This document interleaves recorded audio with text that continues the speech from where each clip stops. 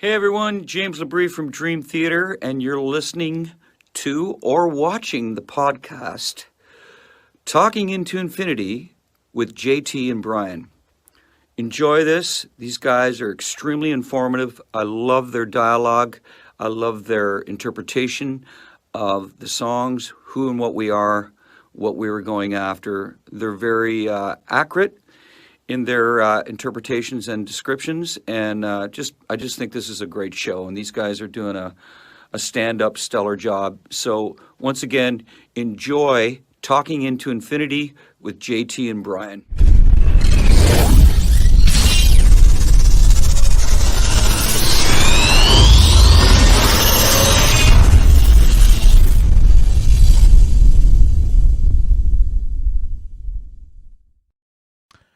What's up, guys? Welcome to another episode of Talking into Infinity, a Dream Theater podcast. I am your host, John. We are live on Facebook, YouTube, talkingintoinfinity.com, and the cmsnetwork.com. We are live at those four locations every other Thursday at 7:30 p.m. Eastern Standard Time, with the exception of next week. On Thursday, December 23rd at 7:30, we are going to be having our big fan hangout, so come join us in the chat. We're basically just going to be bullshitting music all night, so come hang out with us next Thursday, December 23rd at 7:30 p.m. Eastern Standard Time. If you would like to catch video replays of the show, just go to our YouTube channel or check out Heavy Metal Television. That's our main hub. And if you would like to catch the audio version of the show, just Google Talking into an Infinity podcast. Click any of the links. We're pretty much anywhere you find your podcast. So real quick, interesting show note for tonight. As everyone knows, we are doing our huge double episode celebrating the grandeur that is Images and Words. I'll have my special guest on here in just a second, but Brian will not be with us tonight. He actually had a family emergency come up, so he is currently driving to St. Louis. He himself is fine, but definitely sending out best wishes to his family. Obviously, you know, Christmas is coming up next week, so it's a terrible time for something to go down. So love you, man. I know you're listening in the car, so hope everything is going well. So in Brian's place, I am bringing back an awesome co-host of mine that was on a few shows ago. Those of you who pay attention to past episodes may remember him from the Score Deep Dive that we did. I would like to introduce or reintroduce Mr. Matt Wardlaw from Ultimate Classic Rock. What is going on, man? John Drake, wonderful to see you as always, man. Great to be back. And, you know, I'll just say it so you don't get a chance to. They may remember me from lighting some of their favorite Dream Theater shows. I was the lighting person, providing the light. The five head. That's why you got the hat on. Little preview for the Talking into Infinity viewers here. So there you go. That's just for you. There you go. You got the Brian Posehn going on. I do. Yeah. Very much. But it's great to be here. Thank you, man.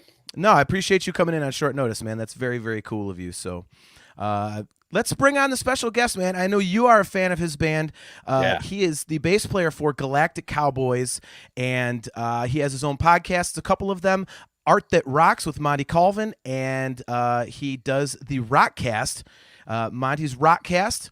And he is a phenomenal rock and roll artist. We will get to his paintings as well. Art That Rocks, again, is his podcast and the Rockcast. So without further ado, Mr. Monty Colvin of the Galactic Cowboys. What is up, man? What is up? It is good to see you. Yeah, thank you. Good to see you. So jumping right into this, you know, we told everybody, we've actually been, you know, promoting you for a bit. And, you know, you are here because the Galactic Cowboys toured with Dream Theater started in like May of 93, I believe. Yeah. And it was on the second North American leg of the Images and Words tour. So you guys were there as the band was kind of blowing up, you know, right at the outset of their career. So how did you first hear about Dream Theater? Was it actually through getting booked to tour with them? You know, I think it was actually we were on tour in I think 91, and with King's X, we were opening for King's X. And Mike Portnoy came out to one of the shows. And afterwards, he came up to me and introduced himself. And I think that's the first time I'd ever heard of him. And so from then, I started kind of following them and seeing them. And I think I saw the video for Pull Me Under on Headbangers Ball or something. And so I thought, I'm going to go out and see these guys. And they were actually playing a club in Houston. And I went out, and once again, Mike came over and said, "Hey, I dig your band," and we talked a little bit. And from there, when we came out with our second album, Space in Your Face, we had switched management, and our new manager, Andy Gould, just one day goes, "So who would you like to tour with?" And I, for some reason, I just went, "Well, how about Dream Theater?" And he goes, "Yeah, let me check into that." And next thing I know, he's like, "Yeah, you're going out with Dream Theater." And so that was kind of the way it happened. It was just kind of crazy, real quick. And next thing you know, we were out there on the road with them. And the first sound check we ever did, they all looked around and they came up to us and were like, "Man, you guys' vocals are really good. We dig the harmonies." And I'm like, "Oh, thanks," And after that, they were like, "Hey, would you guys come out on stage and do the background vocals on Take the Time?" And we're like, "Heck yeah, let's do it." So, it kind of formed a kind of immediate friendship with them. And, we just had a great tour with them. I like that you kind of like, it's impressive to me that you put yourself out there, having seen Dream Theater live, that you put yourself out there as kind of like what could be the sacrificial lamb as the opening act. Like, were you intimidated at all at the prospect of sharing the stage with these guys? I think back on that now and I go, what was I thinking? And had it been now, I would have totally been intimidated. But back then it was just like, hey, that sounds fun. And I'll tell you something else is the first band we ever toured with was Overkill. Oh, shit. And I thought the same thing then, like, well, that'll be all right, and no, their fans did not take to us. We had too many harmony vocals and things like that, too many melodies, I guess. And it just wasn't their thing. And so that was a rough tour. And so I don't know, after that, it was like, I just thought, well, yeah, Dream Theater, sure, but looking back, like, man, I don't know, I think I would have been really intimidated now because of, they're just like this virtuoso band that, people are in awe of, including me. But then it was just like, yeah, they're a cool band. Let's go out. And so we did. And back then I didn't even think anything about it. I just went out every night and we just, we were who we were. We rocked. We were kind of metal, but we had the Beatles vocals going on. And we just went out every night and just rocked, and I don't know, it seemed like their fans really kind of dug us. I mean, a lot of them, were looking at our hands, and stuff like that. And we're just like, come on, let's jam, but I don't know. It seemed to work. And we picked up a lot of fans from that tour. And Mike, Portnoy would come on stage every night with us. And we did this song called Pump Up the Spacesuit, which was just, kind of this fun song, and yep. I'm sure it wasn't anything their fans were that into at the time, but he would come out and just jam and run around the stage with us.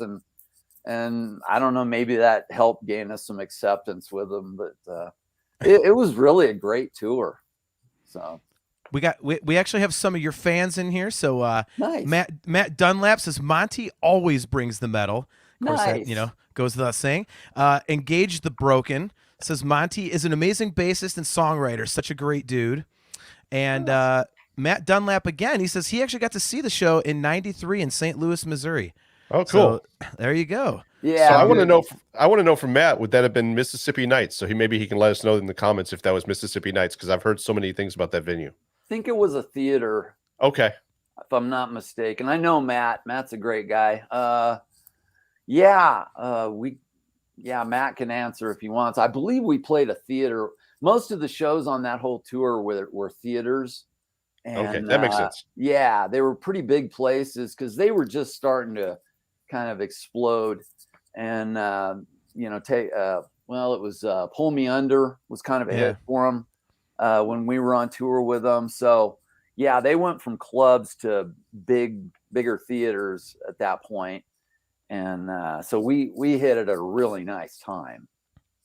So, and now if I remember the timing of this right, they had graduated from like a van to they'd gone to the tour bus, right? So you guys were in buses. Yeah. So I had heard that there's a crazy story about a bus driver, a cocky bus driver, that got their bus stuck under a bridge. Yes, I remember that. It was it wasn't the bus. It was one of the trucks with all the equipment. Okay. Oh man. And he thought he could make it in this bridge, and it just wedged. And the poor road crews had to unload every bit of that truck and then put it into another truck or something like that, and before they could get the thing unwedged. But yeah, I've forgotten that. In fact, I couldn't even remember whether it was that tour or another one. But yeah, I remember that happening. The rumor was that guy was like really new. It might have even been like his first trip, and apparently he was like bragging about like, watch how fast I'm going to get this stuff to the next venue or something. Yeah, and that sounds about right. Oh my God, that's crazy. Yeah. So yeah, I'm glad you addressed like the fan thing, because I think, you know, as Matt said, you know, at the sacrificial lamb thing, but I think at that time, because people were still new to Dream Theater, you know, there's definitely, you know, more of an open-minded acceptance for opening acts, which I don't think is quite there these days. But yeah. So, I mean, talk a little bit about that, you know, the acceptance that you got from this incredible progressive crowd. I mean, because you guys are very different, I guess, in a way from them. It's like you do have those monster Beatles type choruses, but your riffs are pretty heavy and sludgy, and, you know, you got the time changes and everything, but it's definitely a very, you know, kind of oil and water type thing if you're really kind of looking at Dream Theater style.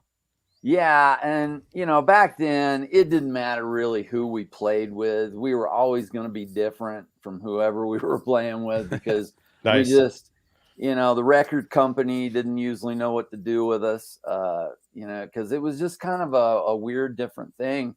I think maybe we were a little, I hate to say this, but sounds maybe arrogant, but I think we were a little ahead of our time, maybe, because a lot of this kind of stuff now is called metalcore, and you know, that kind of thing, where you got real melodic choruses, but you know, the rest of the song's really heavy. Well, we were doing that in 91, you know, and a lot of people just didn't know how to take us. And so we, you know, sometimes we go over great, and sometimes, you know, crowds didn't know what to do with us, you know. But yeah, the Dream Theater crowds are really cool. I think they just saw that, you know, we were what we were, and we were having a good time.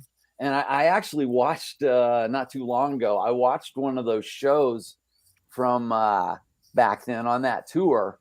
It was the San Francisco show. It was on YouTube, and where we opened, and it was fun to watch. I mean, I think we were at, you know, our peak maybe, is you know, being on stage and just killing it, you know. And because I was like, man, we were really good on that tour, you know. And but we went out every night and just played as hard as we could, and we just rocked.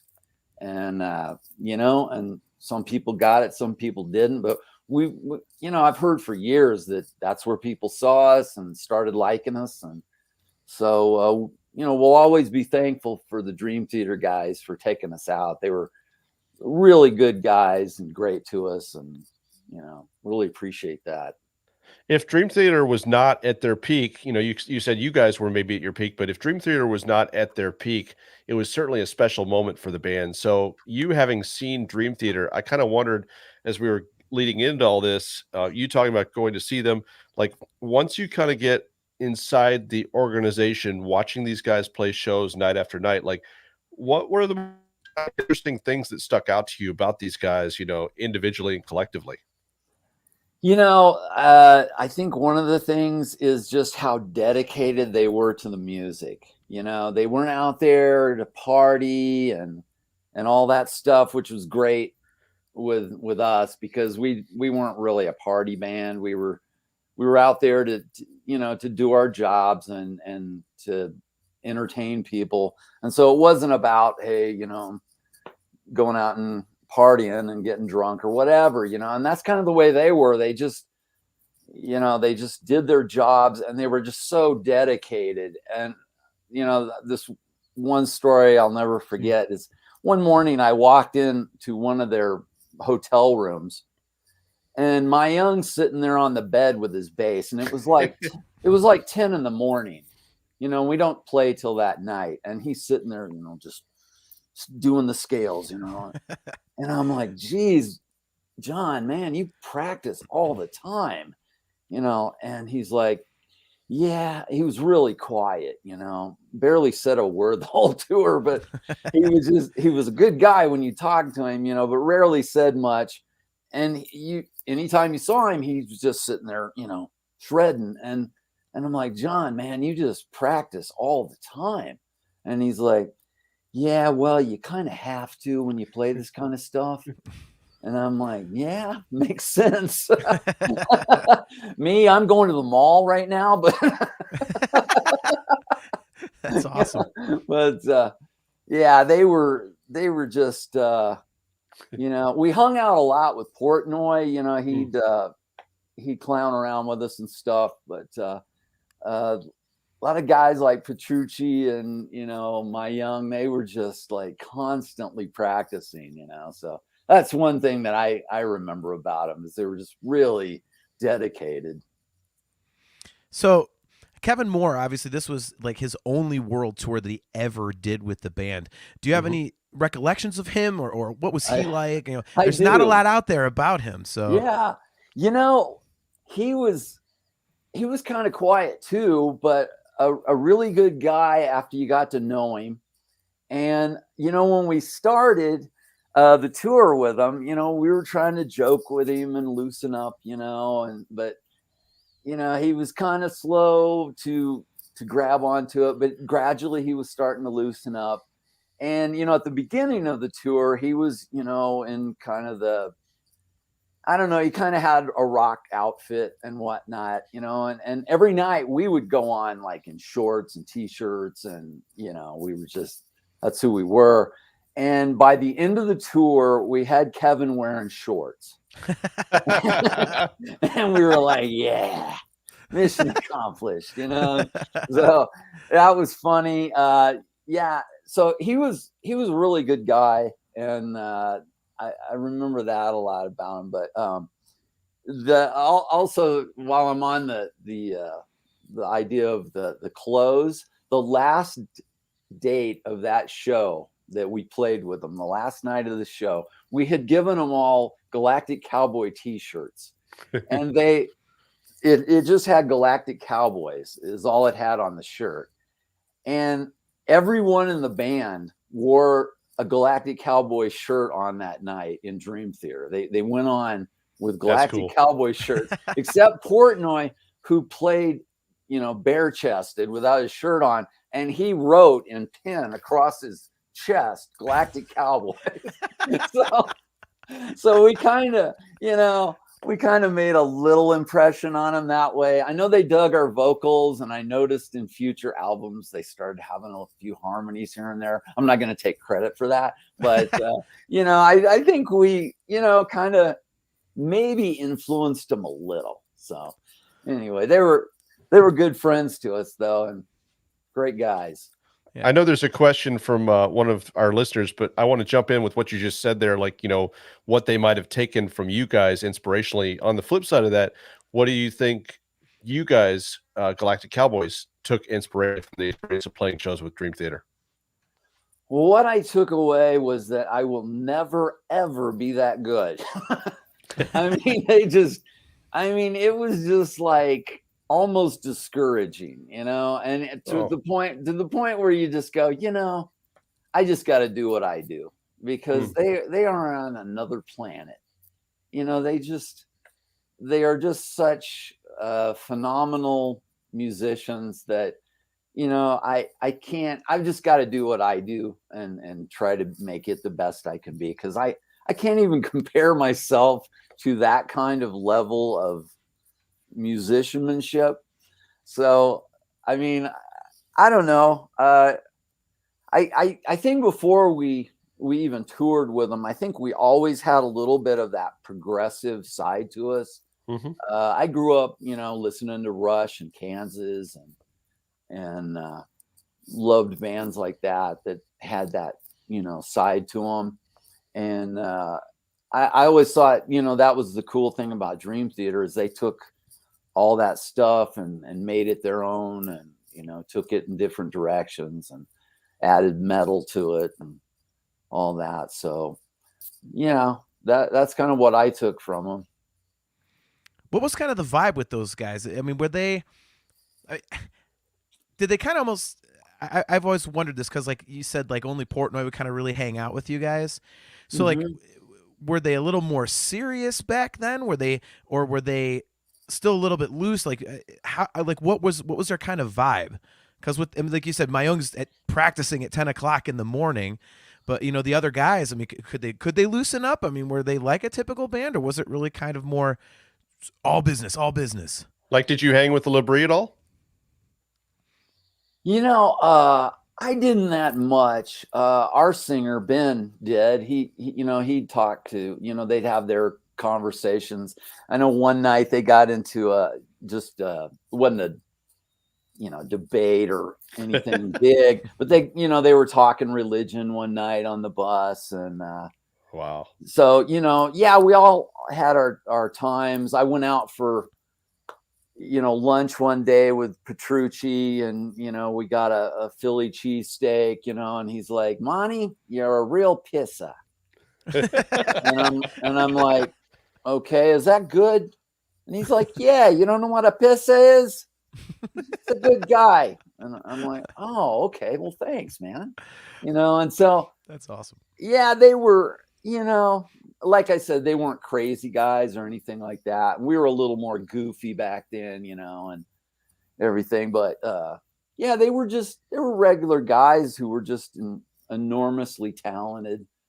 And it's funny, because the last time I ever actually saw them all together was I think it was the last tour Portnoy played with them. And he invited me out to the show, and I went backstage afterwards. And I hadn't seen those guys in years. And I went around, I was just saying hi to them. And I had just put out this solo album. And I've done like 3 solo albums under the name Crunchy. And so it was a time when I was kind of trying to get my solo stuff out there. And I think I might even taken some CDs to them or something. And Petrucci comes over, and I was hoping to maybe, talk about my solo stuff or music or something. And he goes, hey, Monty, so you still doing the painting? And I was like, yeah, I am. Yeah. And I walked away and I thought, maybe that's what I should be doing. That seems to be what people remember about me, and somehow, he just remembered that I was a painter. And so that's what we talked about that night. And so anyway, that's what I'm doing now mostly. So maybe that's best.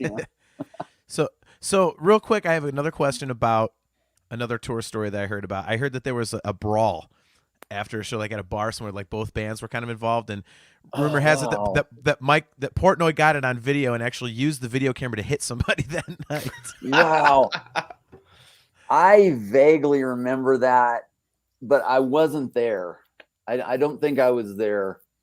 So I don't have like firsthand knowledge of it, but I do remember something like that, like something crazy went down like that. I just wanted to I wanted to know if Portnoy actually showed you guys afterwards, like, hey, check out this video. Man, I don't remember that, but I just remember us, everything being pretty chill. But I don't remember any brawls. I know I wasn't involved. So. Here's the way All I right. interpret that, John. Monty was actually waiting in the getaway vehicle to drive the guys once they came out from the brawl. Yes, I was told to never speak of this again. Yeah. I knew I should have asked you what not to talk about before we Yeah. brought you on.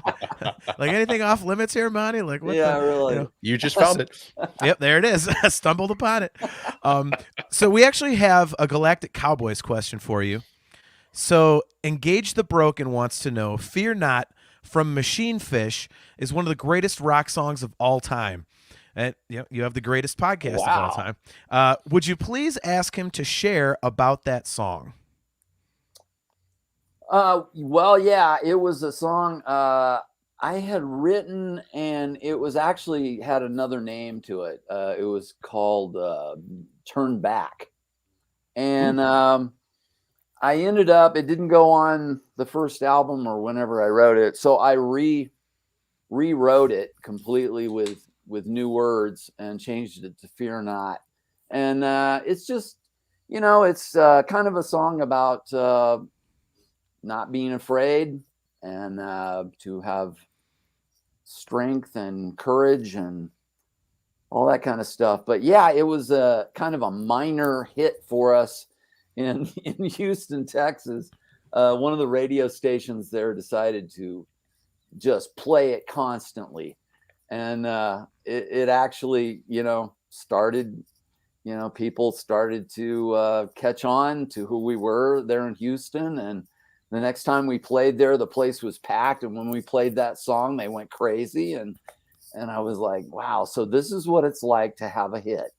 If we ever did, this would be kind of what it was like. So yeah, those are some thoughts on Fear Not. So kind of tagging on that just a little bit, you mentioned early on in this conversation that record labels didn't always understand Galactic Cowboys. And that's something that you hear a lot when you're talking to bands and artists, if they're talking about the weird small label that, went out of business right after the record came out or whatever the case was. But those first two records, you guys were on Geffen Records. So I just wondered, how'd you guys get on Geffen? That was, well, when we first started, we'd only been together like 6 months, and we started getting some label interest. And we were on the same management as King's X. And so our management, when they had the chance, they would try to sell us too. And the guy from Geffen, actually, we had a big showcase where all these labels showed up and to check us out. And the guy from Geffen came the night before the showcase. He was like, no, I want to come separately, So he showed up at our practice studio, and we just went through the songs for him, just him. And he walked away, and we thought, well, he didn't like us, And next thing you know, he was like telling our manager, yeah, what do you guys, what do you want for these guys? And we ended up signing with Geffen. They told us we were going to be huge. And then the same guy that signed us signed Nirvana. And so, yeah. And so after that, it was, they had no use for us. And we went on to Metal Blade and made 4 or 5 more albums. And so, yeah, that's the way it goes sometimes. But the industry is heartless. Do you meet John Kolodner anywhere and all that? Do you have a Kolodner story? Yeah, I do. So when Nirvana got big, the guy that signed us was Gary Gersh. And That's what I was wondering, yeah. Yeah, and he left almost immediately after Nirvana exploded to be the president, I think it was, of Capitol. Mm-hmm. And so he left, and that left us with nobody. And our manager at the time said, well, they're going to give you John Kolodner. Shit. And we're like, okay, cool, And so he comes out to Chicago. I'm thinking it was maybe on the Dream Theater tour. I'm pretty sure it was. Yeah, he showed up in Chicago, and we went out to dinner with him after we played, and we sat around, and he was like, saying, yeah, we're going to have fun, you know? And I'm like, yeah, can we do some fun videos? Yeah, we're going to do some fun videos, you know? And we're like, okay, cool. You know, this is going to be great. And the next thing you know, it's like, nah, you guys are dropped. And yeah, and you can go home now. we were on the road with Sabotage. Oh, wow. Nice. And one day I got a call from our manager, and he's like, yeah, you've been dropped. You can get on the bus and go home. And so we did, and it was over, you know, and so I went home and started doing demos, and then Metal Blade got a hold of us and was like, yeah, let's do some more albums. And so we got back together and did more albums. That's awesome, man. So do you still keep in touch with any of the Dream Theater guys? Like, last Dream Theater question for you, or is that still, like, you know, way in the past? I haven't talked to any of them in years except for Portnoy. Okay. He invited me out when he was playing with Avenged Sevenfold, and I went out and saw them, and he was great, and so were they. And yeah, I hung out with him then and them, and I think that's the last time I think I've seen him. But we still, you know, we're on Facebook, friends, and you know, like each other's stuff and all that kind of things. But yeah, that's about it. I haven't, you know, run into any of those guys since then. Sure. One final Dream Theater question that's crucial for myself and John. You mentioned Chicago. In all your times in Chicago with Dream Theater or otherwise, did you and the Galactic Cowboys ever eat Gino's Pizza? Man, I'm pretty sure it was Gino's. I you know, I just know every time I go to Chicago, I'm gonna get the Chicago big fat pizza, man. That is Nice. That's my favorite, is the Chicago style pizza. So yeah. Are you in Chicago, Matt? I'm in Cleveland. Both John and I are in Cleveland, but we love the big fat Chicago pizza. Yeah, me too.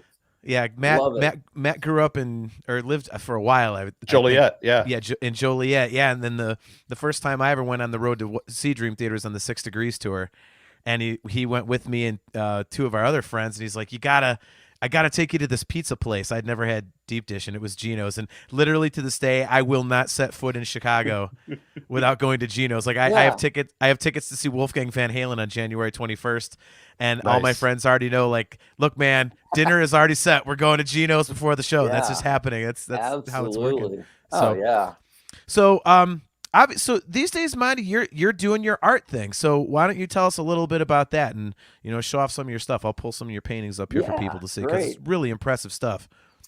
Yeah, that's what I've been doing for the last couple of years. You know, I woke up one morning and, you know, I was for a while I was doing murals for the School of Rock in Kansas City, and I would do these big giant rock stars on their wall, and it was just the funnest gig I've ever had. I mean, probably including music. I just had such a blast, you know, painting the rock stars.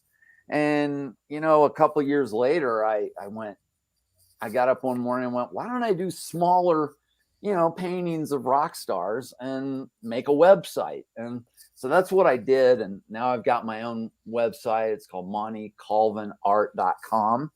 And I've got all kinds of rock stars on there and paintings, and now I've got prints for sale. They're, you know, a lot more affordable than the paintings, even though I don't charge a ton for paintings, but still, you know, for somebody that just wants to spend $30-$40, you know, and get a cool print of, you know, a rock star that they love, I'm the place to go. And you got sorry, Matt, go ahead. I was just gonna say, what, like, with any of these, like, what do you work from, like, inspirationally, like for Hetfield, like, what did you use as your inspiration? Because, like, I love that, like, it's very detailed. Like, he's wearing a Sam Hain t-shirt. Like you obviously capture a crucial Hetfield period. So I wondered, like, how you kind of arrived at that. I love that period because that's when I kind of discovered him. Was the early kind of stages where he just looked so freaking cool with that Explorer guitar. I ended up having a base made and with that Explorer body, just because I just loved the way he looked with that thing and those black wristbands. And so, yeah, when I did that one, I was like, I want to do one of his early days when he just looks so cool, and a little older now, and, still think he's cool. But, back then, man, Hetfield was just so badass. Papa Het now. Yeah, he's more like that uncle, that you've got. But Uncle, nice. We all get older. I understand. Yep. Yeah. This is another one of yours I really dig. The Randy So Rhoads cool. one. Yeah. Yeah. Like I saw you on the Classic Metal show, with our buddy Aiken, and I was glad that he pulled some stuff up. I mean, the detail and everything. I mean, I think what really comes across is, and I took a ton of art in high school and a little bit into college and stuff like that, so I'm kind of familiar with this sort of thing. But it's the emotion that you capture in their faces, like that's always so difficult. I mean, the light and stuff is one thing, and the musculature and everything, but actually getting the emotion on the face is so difficult. Was that something that just kind of came naturally to you? Did you actually have to work at that? Because that's really difficult to do. Nothing I've ever done in my life came naturally. Whether it was playing guitar or drawing, painting, whatever, I just had to work my ass off for years. And yeah, that's really where it's at. I did go to college. I got a degree in art, but even then, my teachers were like, "You've got a long way to go," And instead of just being discouraged and giving up, I just went, all right, I'm going to do it. I'm going to just keep working at it. And I've been doing this for years now, and it's still not easy. I mean, I still, it's still hard to paint and draw, but I've gotten fairly accomplished at it. And, now I'm able to sell it, to people, and, who really seem to enjoy it too. So we have your chair wired with electricity that if you answer and say they're all your children, I think you'll get like a brutal shock. But what's the art piece that you're especially proud of out of the ones that you've done across the years? Well, they're all my children. You weren't kidding. Sorry, I just killed your guest, John. Wow. Thanks, man. Let's see. I'm really proud. I did a Billy Gibbons. Yeah. I showed you guys earlier. And I really like that. I did an Eddie Van Halen I'm really proud of. I even did a Johnny Ramone. Nice. My cousin was Dee Dee Ramone. And wow. Kidding. So yeah, and so I'm like a big Ramones fan. I think they were the coolest. And so I did a Johnny Ramone that I really love, and I just made a print of it. So if you want one yourself, those are cool. But probably not a lot of Dream Theater fans are into the Ramones, so I don't know what I'm talking about. But anyway, yeah, those are some of my favorites. But yeah, I feel like I'm getting better all the time. So You're a Houston guy, and not anymore, but okay, where are you these days?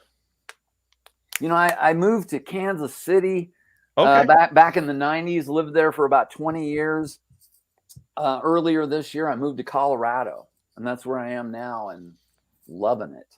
All right, so Houston, Kansas City, good barbecue. Do they have good barbecue in Colorado? I don't really know. Hard to say. Yeah. Yeah, I haven't really checked that out yet. I eat a lot of just Chinese and stuff like that. So. But you're not vegetarian, are you? Oh no. Okay, because I'm good at asking people questions like that are vegetarian. So no, I'm a big meat eater. Yeah, there's Billy Gibbons. Yeah, so where I was going with that was like, you being, a Houston guy at heart originally, did you meet Billy? In general, like these paintings, like how many of these people have you actually met yourself? I did meet Billy. It was really brief. Yeah. It was, I've met so many people like that, but I haven't, I don't have that many great stories. Hmm. It's like I met Chris Squire for about wow. 2 seconds, and I went, Mr. Squire, you have the bass tone. And he went, So true. ugh. And that was it. Ugh. And I went, thank you. I'm out of here. Sweet. I have so many stories like that. You know, I meet somebody and they just go, hi. And I met Chris Cornell one time and he just looked at me and went, you know, Like, and I cool. was like, nice to meet you. And so, you know, I don't know. But yeah, I met Billy and just said hi to him and that was about it. But yeah. You really capture his essence with that, like with the painting. Like it looks like, I mean, just like John was saying, like whether it's Hetfield or Randy Rhoads, like, I mean, you really capture the essence of all these guys. And it's like, and that's just signature Billy right down to the outfit. It looks just awesome. Oh yeah. Yeah. I love it. I love ZZ Top. Loved yeah. Billy is badass. So a couple more questions for you, man, then we'll let you go. Really appreciate you coming on, man. This has been Yeah, such man. a blast. Thanks for having me. Anytime, man. Anytime. We like I said, we've been pimping this out for quite a while on our Awesome. show that you got you coming on. Everyone's been really excited. So so now you take commissions, correct? So if someone just, you know, wants to hit you Yeah. up on your website and say, hey man, like can you do a painting of this and such? Like you'll actually do like custom work for people, correct? Yeah, exactly. And I've done a lot of it, you know. And the thing is it doesn't have to be somebody that is a legend. Yeah. You know, I've had I had a friend have me paint oh shoot.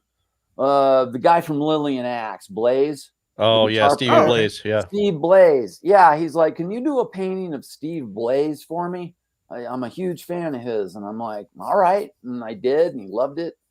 And, you know, I've had people commission me to do, you know, guys from Iron Maiden or, you know, just whoever you want. You know, if you want the drummer for Bang Tango, I'll do it if you can come up with a picture of him, you know. So anyway, you know, I'll just yeah, I can do all sorts of things like that. And so yeah, get a hold of me if you want something special. Yeah. I'm already working on my proposal. I want to get you to do a photo of John, but not capture his essence.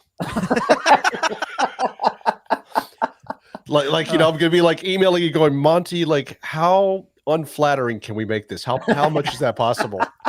I'm not photogenic to begin with, so that's not going to be a very difficult commission for him. Yeah, I'll just do it realistically. Exactly.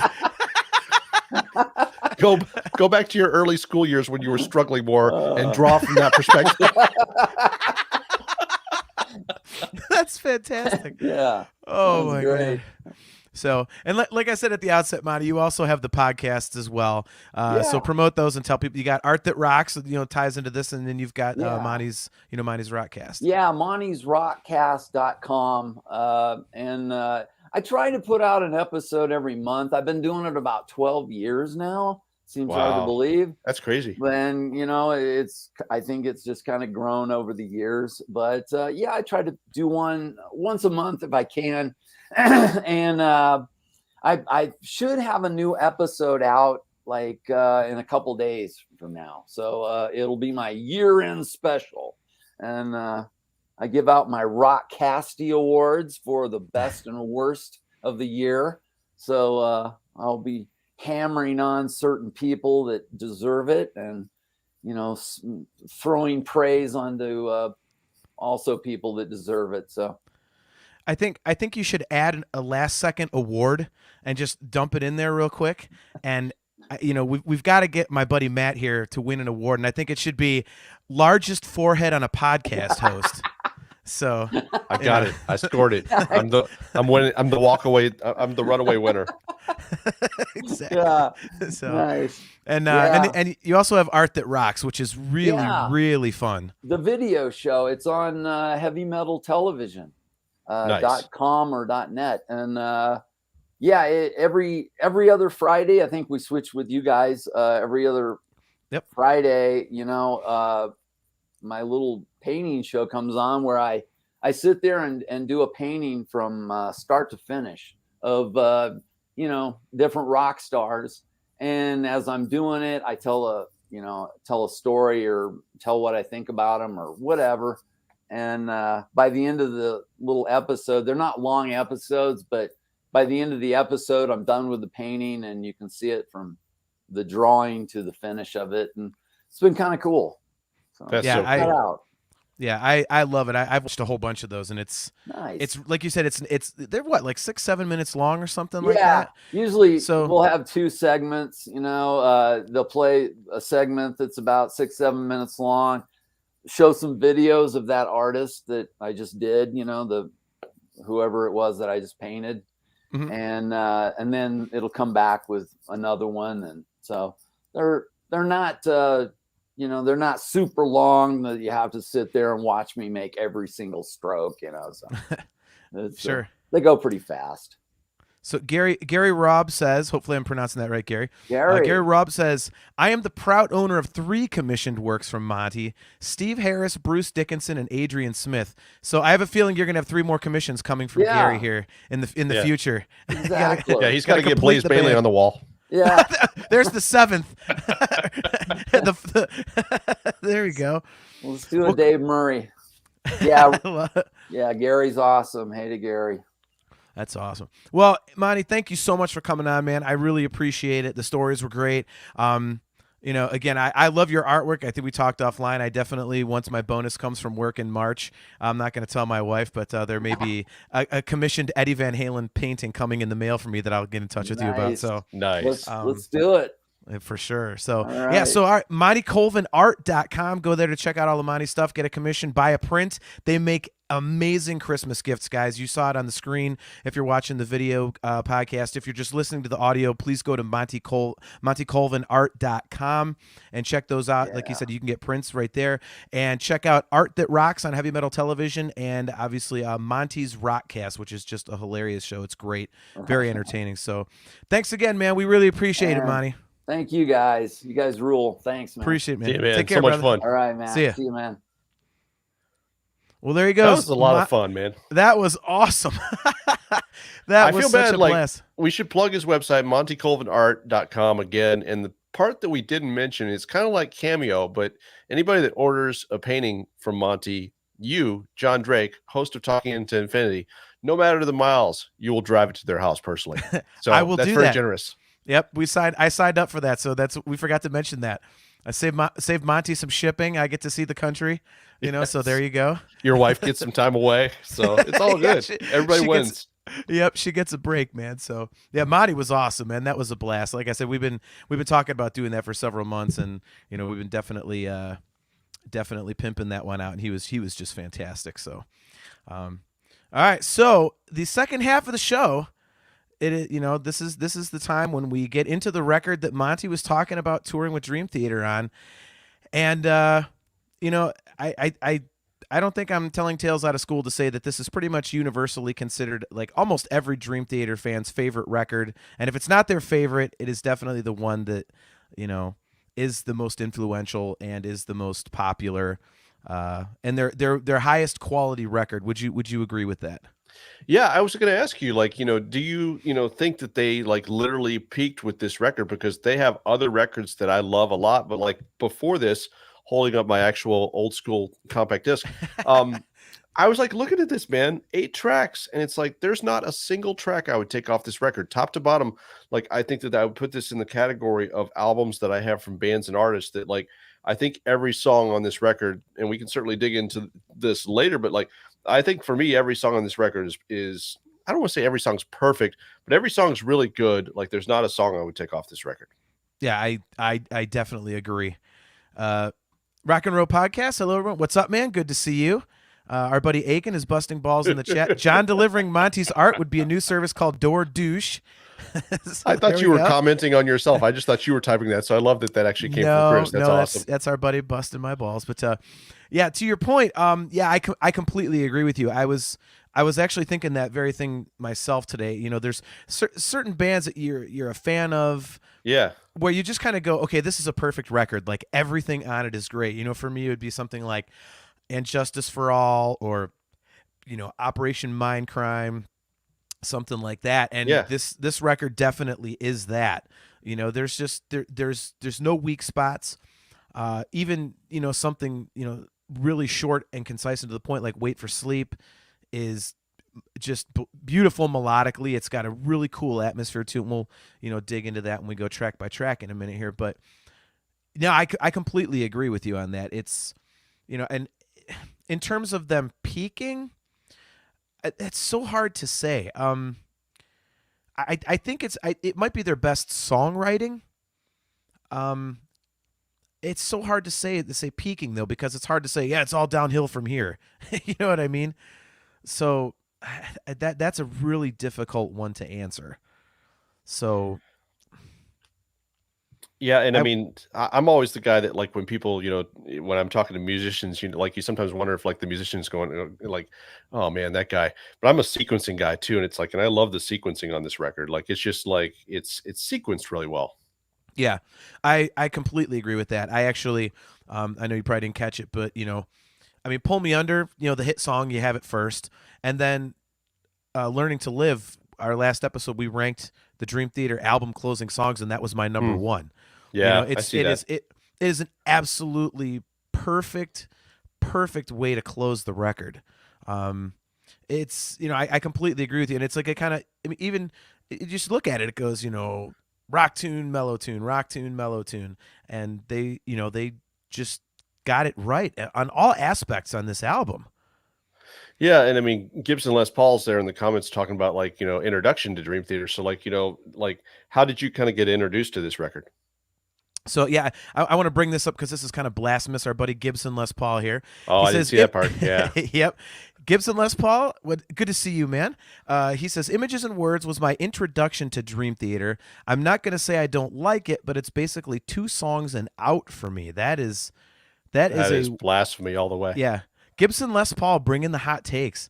My introduction to Images and Words was kind of weird because it, you know, I told this story on our very first episode, but when "Pull Me Under" came out in '92, I'd seen the video Yeah. and I loved the song. I was 16, you know, you and I were in high school at the time. Mhm. And I couldn't remember the name of the band, but I remember all the long hair and the you know, the colorful guitar and stuff like that. And I was going to the library trying to take out tapes by like Kix and Trickster and crap, and I very quickly found out that no, these are not the bands, and I kind of lost sight of it, and I couldn't figure out who it was. Well, my buddy Andy, you know, who we went to Chicago with, we just, you know, talked to Monty about that. We were driving on his car, and he had Images and Words, and it was all the noodling parts, and I would, he still to this day makes fun of me, and I was like, man, these assholes got to pick a style. And I was all annoyed by it. Well, then fast forward to, you know, he's in college. 3 years later, I was 19, and I had gone to see him at Hiram, and he's like, I went to his dorm room. He's like, yeah, I'm finishing up a paper. Just sit down and want to listen to music or something for like a half hour. I'm almost done. I said, okay. And I pulled out, you know, I saw the cover for Images and Words sitting on his desk, and I turned it over and I saw "Pull Me Under." I was like, oh my God, I've been looking, that's the band I was looking for like 3 years ago. I love this song. So I put it on and then I let it play, and I was like, oh my God, this is great. And he just starts laughing his ass off. And I was like, what's so funny? He says, you remember that band you said needs to pick a style? I'm like, oh yeah, them. And he says, this is them. You're loving the record you were making fun of. I was like, wow. holy crap. I had that happen with Facelift by Alice in Chains. I had a very similar reaction. We went to see them open for Van Halen, you know, Blossom Music Center 91 or whatever it was. And Yep. I was not, they didn't have a great night. That's the short version. And Yeah. a few months later, we were at a party and just heard this record that was just insanely amazing. And, you know, I hadn't been like necessarily blasting on Alice in Chains, but, you know, I just asked somebody, I said, you know, who is this? And they're like, oh, Facelift by Alice in Chains. So I went back to my buddy Jim, who I'd gone to the show with. And I said, dude, do you hear this record? And he's like, oh man, this record's unbelievable. I said, this is that band that we hated, Alice in Chains. Like, we were both just blown away. So it's really interesting how you can have an experience like that like just will completely turn you on a band. Yeah. I completely agree. It's like I sometimes wonder, like maybe my little pea brain wasn't ready for it in '92. That's a whole but nother subject. yeah, right. So You can't just put that right out there. I'll just take that and uh, I'll run with it like a successful quarterback, you know. well, you're not too bright. I got to set you up sometimes. So Thank you. I appreciate that. Yeah. So let's dive into this track by track. Yeah. And starting out with "Pull Me Under," we actually have a question. Our buddy Aiken, he asks, why does this song just end the way it does? I know that's probably a known thing, but I have no idea. Did they just run out of their allotted notes for the song? No, that is actually a nod to the Beatles. I don't remember what Beatles song it was, but that was kind That'd of a be hey, Day the in the Beatles. Life, right? Is it? Well, like I said, Yeah. I'm not very familiar with the Beatles catalog, but I know that was Portnoy like, hey man, the Beatles did it. Let's do something like the Beatles. Yeah. So that's kind of their nod to them. But so yeah, track one, "Pull Me Under," the lone quote unquote hit for Dream Theater and the song that started it all. Where do you stand on this song? Because a lot of fans on our show have said they've kind of tired of this song, whereas I never ever get tired of it. Yeah, I don't get tired of it either. That really was the song that kind of introduced me to Dream Theater, and I was at a record store that you'll recall because it was pretty legendary for folks that recall it at the time here in the Cleveland area. Perry's Rock Pile there in the Parma area or whatever, Yep. And Perry was a really interesting guy. And it's like I walked into the store and he would always have like these videos playing on a small television. And so it was on that particular video compilation. They had the video for Pull Me Under. And I saw that video and I was just transfixed. And I said to him, like, what is this? And he's like, Dream Theater, so that was really, I think I bought the album that same day. And I'm with you, man. Like, it's a song I never get tired of. Yeah, I think what's interesting for me on that one, and by the way, our buddy Kale McLeish, what's up, man? He says the Beatles song is "She's So Heavy." Oh, okay, yeah, there we go. So there we go. So we were Gibson, both wrong. Yeah, I guess you didn't guess officially, so really it's just me. I was wrong. No. Gibson Les Paul says Portnoy's snare drive me nuts. It sounds like a punch from an '80s karate movie. Those are actually the kick and the snare are the triggers used on the Firehouse record that came out the year before, I want to say. Look at you, nerd. That's a good little nerd fact. David Prater and Gibson. I will tell you this. If you listen to the greatest quote unquote greatest hit record, sure. Portnoy removed those triggers. They remixed it. Yeah, and I do not like the sound of it. It's maybe I'm so used to hearing the '80s sounding triggers that are on there, but yeah, no, I do not like it. But yeah, I do like that, and that I was thinking about that prior to tonight, and I just wondered. You have to figure that they probably did remix that entire record, and I'd love to hear that entire remix of the album if they did the whole thing. Sure. Yeah. No. Yeah. One of the John's like, no, I don't want to hear it at all, ever. If you guys have that in your vault, keep it there. Signed, John Drake. I'm always iffy on remixes. Bands either get it completely right or completely wrong. There never seems to be that middle point. But when I was listening to the song a few times today, one of the things that struck me is, and it kind of goes throughout the whole record as well. The hooks, and not just the chorus, but the verses as well. I never really noticed kind of the musicality that's going on in the song, even something that's kind of for them as straightforward as like a verse chorus verse, whatever. There's like solos in there, but I mean it's there's the chords kind of rise in the verses, and you don't really notice it because of the vocal, and then in the chorus he's just like holding out like the same chord for the first part of it, and it's driven by that huge vocal harmony that they're doing. And I'd never really noticed that before. So that was really interesting to me. So, and it doesn't really stand out because of the fact that the vocals are so catchy.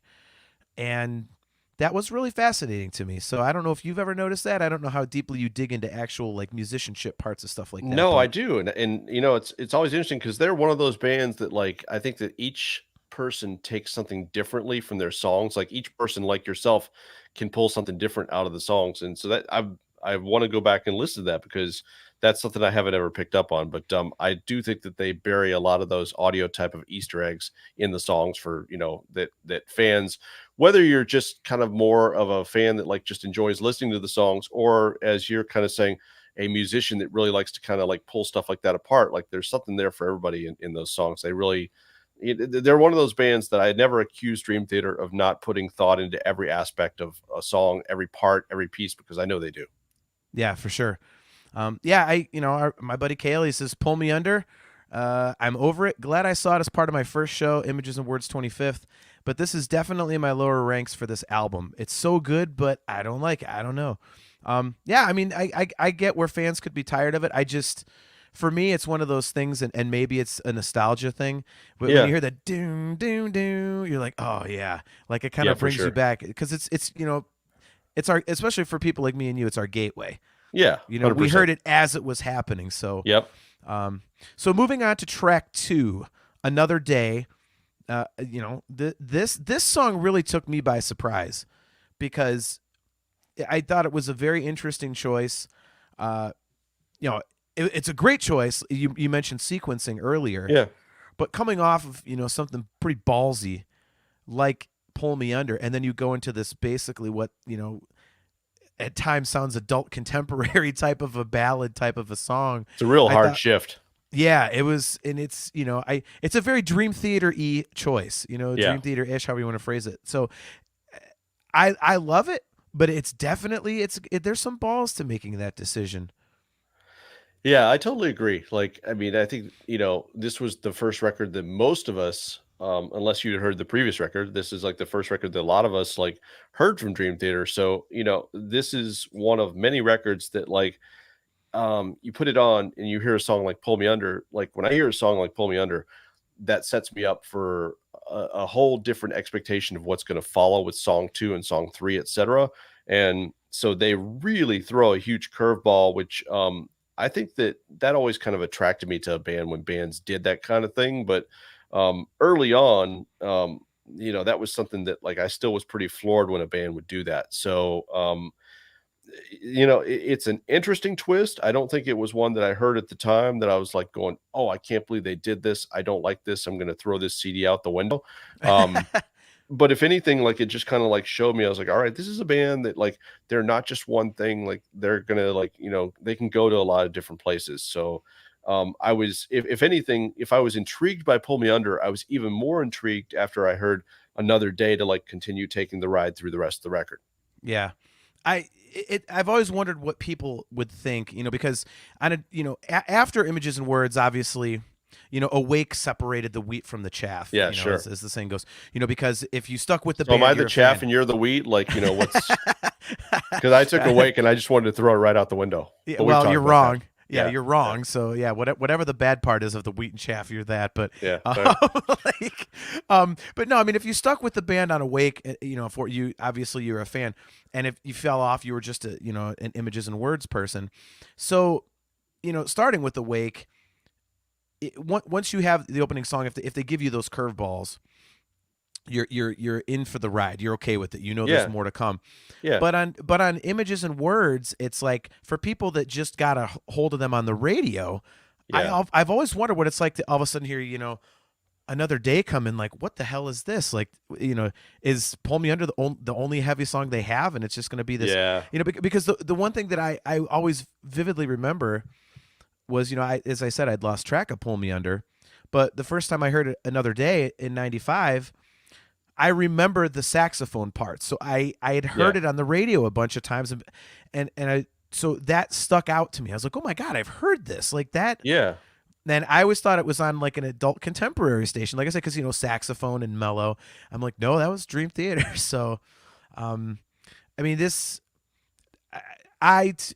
personally, for me, this is one of James's all-time best vocals. I agree. It's, in my notes for this today, I was wondering, because as I went through the record a few times, I realized it kind of starts on this one. But, the story is very widely told that they had gone a year and a half without a vocalist. Yeah. So they just had the music. And then when they found James, they found, he's got this huge range. And they put him through this vocal workout on this record, these crazy high notes. Yeah. And it kind of starts on this one. It's like, did James write those for himself, or was the rest of the band just playing with their shiny new toy? Because like that, this song closes with that another day, that, obviously way higher. That note you can never hit. Yeah, I get it. Yeah. Oh yeah, yeah. Almost nobody can hit. But I think that really drives the song, and I think I think it adds a certain aggression to it. Like Yeah. because the song is kind of mellow. I mean, it's it's got the power chords and stuff, but keeping that vocal way up there keeps a little bit of angst to Yeah, the song. sure. At least for me. I mean, where do you stand on that? First of all, like the whole shiny new toy thing, like this is just obviously a guess, but I would guess that like, they would start, putting him through his paces, seeing what he could do. And like my guess is that you get a guy like that when you see that, okay, he can do this, but can he also do this? Like you're just gonna kind of keep going and like you're really excited that like you got this guy that like every time you put him through another trial, he can go through it. Yeah.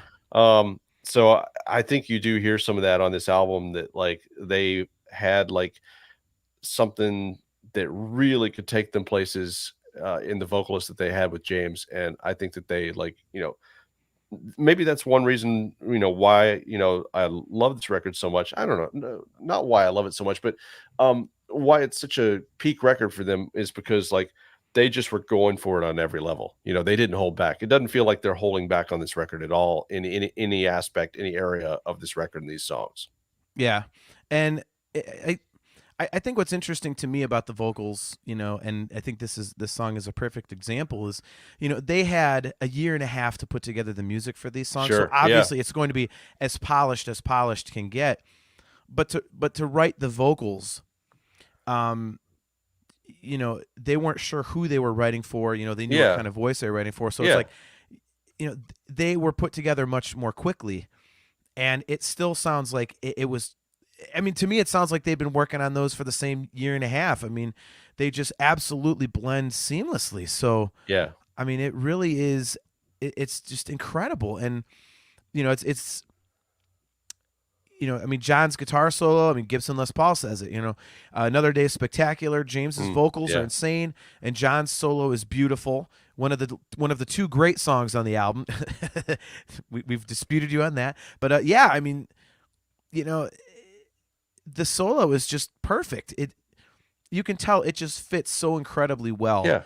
And it's got the shred aspects to it and everything, but it's also that perfect melodic, anchor right in the middle of the song so that it doesn't really drop off. So Totally agree. It's, yeah. I mean, for what a lot of people would consider to be, hearing a band's first record, like if, and in a sense, I mean, this is their quote unquote major label debut.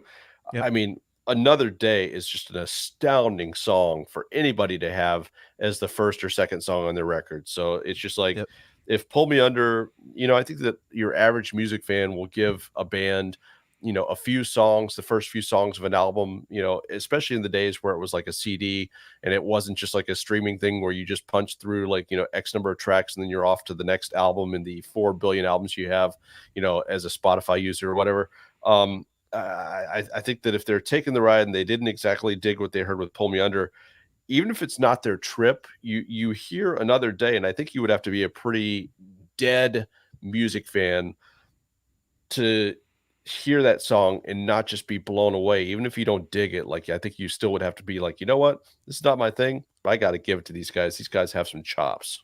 Yeah. And I back to your sequencing thing, I was thinking about this as you were mentioning it. It's like, I think it's a perfect follow-up in a way to Pull Me Under because you've got the heavy stuff in Pull Me Under, and now you've got obviously this. I would argue that Another Day is the most hooky song on Images and Words. It's and I think it's kind of like a sandwich. You put it together, and that's what the rest of the record is. All those aspects of the first two songs, smushed together. So, moving to track 3. Take the Time, the second single off of the record. This to me is kind of one of 3 similar songs on the album. I think you can lump this one in with Metropolis and Under a Glass Moon. They're all similar length, kind of similar presentation. And I never get tired of them. I mean, this is where you really start, I think this was everybody's true introduction to what Dream Theater was going to be all about. And it just, it had, the time changes and the crazy musicianship, and it really is all over the place. And I think those 3 songs are kind of something that they've been striving to recreate ever since. Yeah. And they've gotten real close and it's awesome, but they've never quite hit it, because they've said on a couple records, oh, we wanted to take our like 14-minute song structures and break them down to like, 6 to 10. And when you look at Images and Words, Take the Time is a perfect example of that exact style of songwriting. And it feels epic and it feels like, there's so much to it, but it's like a 7, maybe 8-minute song. Yeah, and it's 8 minutes. I mean, I've got it right here. It is 8 minutes and 21 seconds. So I think that like this was definitely one of the early bands for me that like basically showed me the difference between a long song that was artfully constructed and on the other side of things, a long song that's just a long song. And take the Time really is perhaps the one that perfectly illustrates for me what I love about how Dream Theater like builds a song out like this, because Take the Time for those 8 minutes and 20 seconds, let's say up to like, about 7.5 minutes in, it's just building and building and building. And when they hit that point where like everything just like climaxes and, they go find all you need in your mind if you Yep. take the time, like that section is so cool. Yeah. It's like it builds, and then it just gets into that like a nice like regular beat, and it's kind of like a groove, like find all you need in your mind, and it just kind of like rides that out. Yeah, I completely agree with you. I've always loved that. It's like that build, and then kind of like the deep breath at the end. Yeah, and if you're a headphones guy and you're listening to that song on headphones, like it just was like a cool moment to hear, like a total cool headphone record, and that was like one of the cooler moments on the record. So Yep. I'm looking at the credits too, by the way, like, and I forgot that like one of the things that Kevin Moore kicked in, like I mean, he was the lyricist on like songs like Pull Me Under, so I do wonder, like I think that like we've heard that like he was difficult to get along with, like, but it's like I wonder how much of a loss that was, like losing him from the lineup from the perspective of like having that extra lyricist around.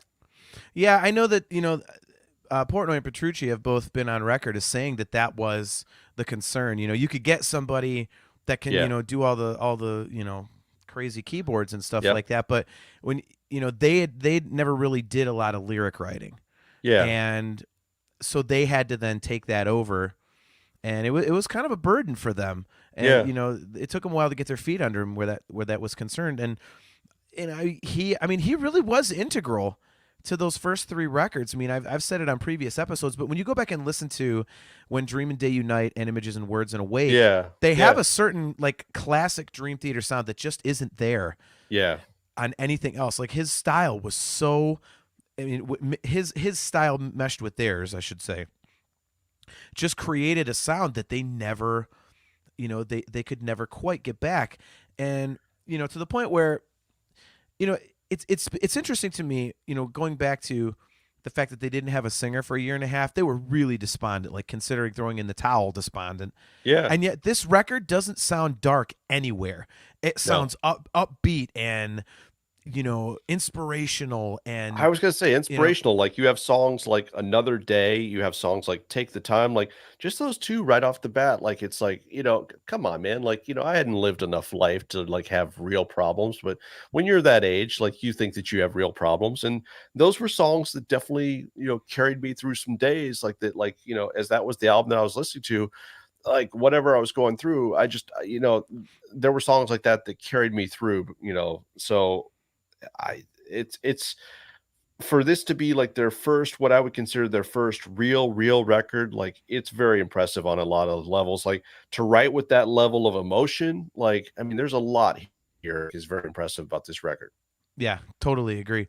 And the other thing I'll say, by the way, is like Kevin Moore, on the one hand, it's like interesting to consider like what it would have been like if he's the guy that is still with them to this day, but I'm glad that things played out like they did. I'm glad that they took the ride that they did with Derek Sherinian. I'm glad that that they took the ride that they've taken with Jordan Rudess. It's just like I don't want to imagine the Dream Theater story without those two guys coming in. Yeah. Well, I wouldn't have my favorite record if Sherinian had not come in, so that would be bad for me.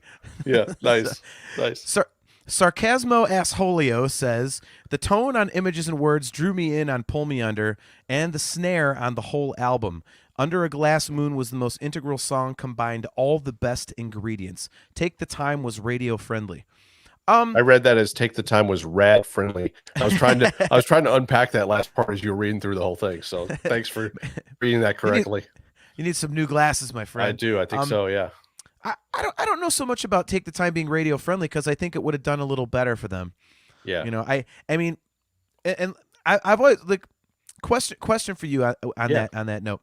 So Images and Words was just, you know, that lightning in a bottle, right song right before grunge really exploded. Sure. Yeah. And so Take the Time, do you think it was just, you know, grunge had finally exploded, so now Take the Time can't, you know, take them to that next level? Or was it just not as catchy as Pull Me Under? Was it really that simple? I think Pull Me Under was its own thing. And even Pull Me Under, like, you know, just being on the edge of grunge, like, I think that they got kind of the last gasp of being able to get a song like that on the radio. But even that, man, like Pull Me Under, like, that's an interesting song to get on the radio. So I think they kind of got their one shot in an era that a lot of stuff that maybe didn't fit with the rest of the norm was able to get onto radio airwaves. And I don't know, I Take the Time, you know, is a good song. I don't hear that to my ears. I don't hear it as like being a good radio type song. Yeah. Do you know, I'm not looking at it. Was there a radio edit for that? Like, cause I mean, I could picture them. I don't know. Like, I don't know. Yeah. That's a hard one for me to see. Yeah. There was a radio edit, and obviously the video was shortened and stuff like that. But, yeah. Z Matrix, as backing up what we said earlier, said the snare sound on Images and Words is a sample. The producer insisted on using it. That would be David Prater. It's also the exact same sample used on the first Firehouse record. Yep, that's exactly what we had talked about. It's disappointing to me that there's two people in the world that know that, but thank you, Z Matrix. Well, you know, I didn't know that coming into today. So there you go. Yes, that was the thing. And Portnoy hates the samples, and David Prater, the producer, hates Portnoy, and vice versa. So that was, big bone of contention on that one. Yeah, in Sarcasmo Asholio, I don't know if you want to put that comment up, but like, totally right. I think you'll agree, John. This was always a great live tune, and like yes. That's, you know, I think that the further you and I got into seeing Dream Theater shows, like that wasn't one that they always would play live. So it's like when they would start playing that, I would be really excited because I knew that they were going to jam out on it. So. Yeah. Totally Sarcasmo Asholio, he said, Take the Time they always jammed on live, always in improv when they toured the album. Yeah, for sure. So moving on to Surrounded, one of Brian Hendrickson, my co-host, one of his all-time favorites. He is a keyboard player, so obviously the piano songs have a special place in his heart. But yeah, what are your thoughts on this one? Yet another, it's, you know, kind of in that Another Day vein. I think so. I think that, you know, it's funny when I look at the track listing for this one, this is the one typically that like I retain the least in memory.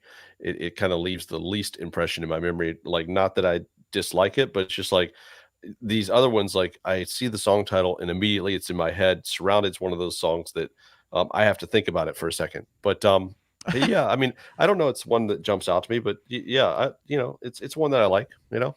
Okay. Yeah. It's the most lukewarm endorsement ever. It's just kind of there. That's my quote. It's just kind of there. Yeah. So what are your thoughts on this? Well, it's a song on the record. Back to you.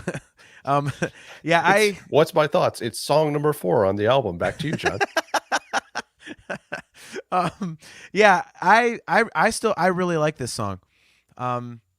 You know, it's got one of my favorite little vocal. It's a very minor thing, but to me, for some reason, it's just always been really cool. Light to dark, dark to light, light to dark. Oh, yeah. For some reason, I've always really liked that little jog there.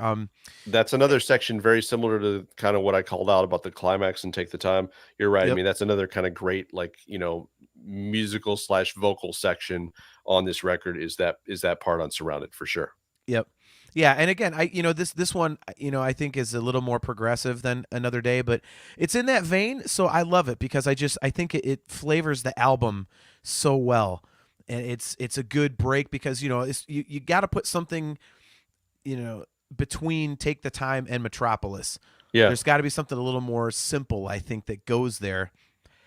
And I think this is like a perfect song to put there.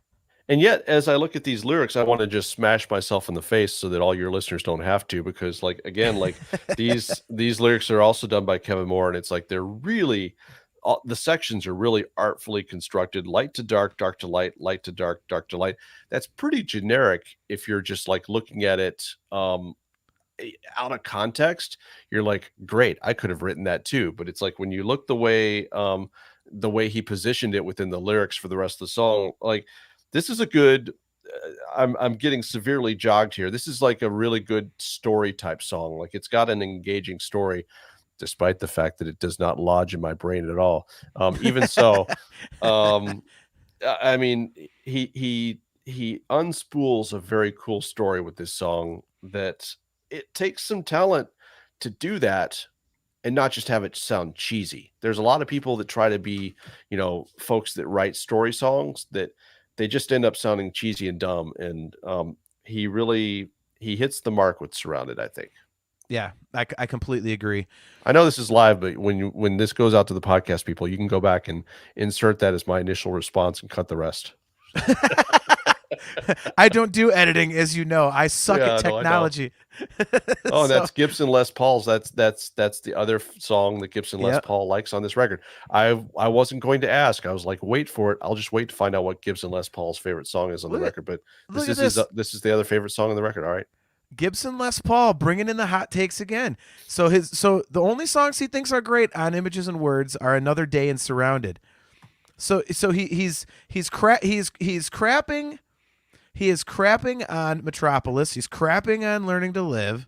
He's crapping on Under a Glass Moon. And he's leaving some notes for Brian, who's not even here. Hey, John, by the way, Yeah. When he's back, make sure that you lay this out for Brian, Yeah. Believe me, Gibson, I was thinking exactly what you were thinking.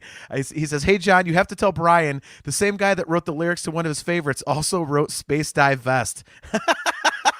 That's such a hardcore slam. Like, it's like, we mentioned Aiken loved like throwing stuff that way when I would be like, just like, dumping on something. He'd be like, all right, you spent all that time dumping on this. Let me tell you this, that same guy that, did this song that you hate also did this song, which I know you really love. It's like, okay. Yeah. Yeah. Space Dive Vest has become the bone of contention on the show because Hendrickson hates it and I love it, and to the point where he compared it to a gorilla fart on our last episode. That's harsh. And a gorilla fart is it's Coco the gorilla. We don't need to say anything more. It's actually a shot. I believe it's Yukon Jack, Jägermeister, and 151. Oh, okay. So yeah, that's not good. But yeah, the other thing that I would say about Surrounded is one of my all-time favorite things they've ever done live on the Systematic Chaos, the CD that the live CD that's with that Chaos and Motion, or when they did this song, they did that huge jam at the end of this. I believe it was a Pink Floyd song that they riffed on. And you're right, man, and I'm not a big Floyd guy, but that just fit perfectly, and it was beautiful with this song. So that was kick ass. So yeah, totally agree. I mean, they have a lot of songs like that.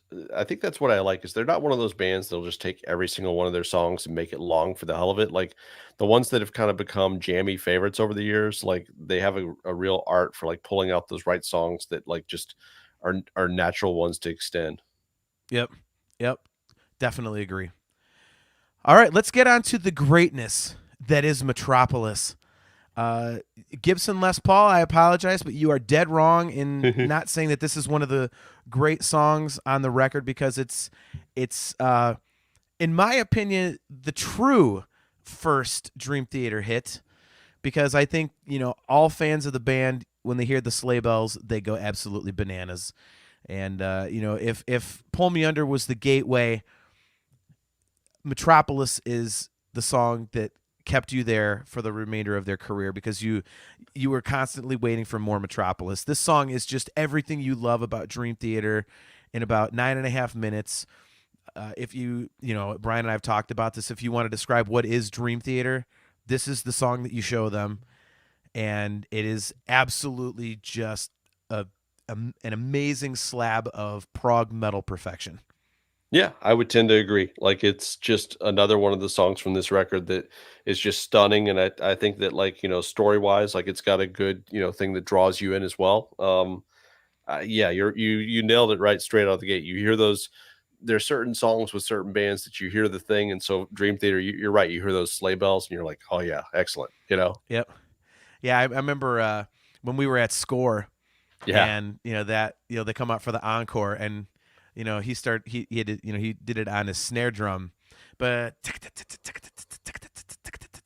and then the boom comes in, and we all knew what was coming, and that place just went Erupted. crazy. Absolutely. Yeah. Yeah.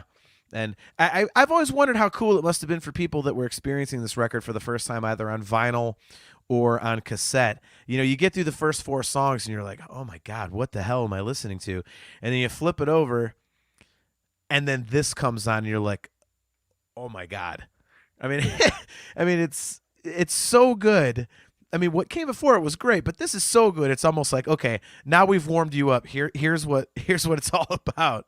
It's just, there's what can you say? I remember the first time I heard, the key and guitar, so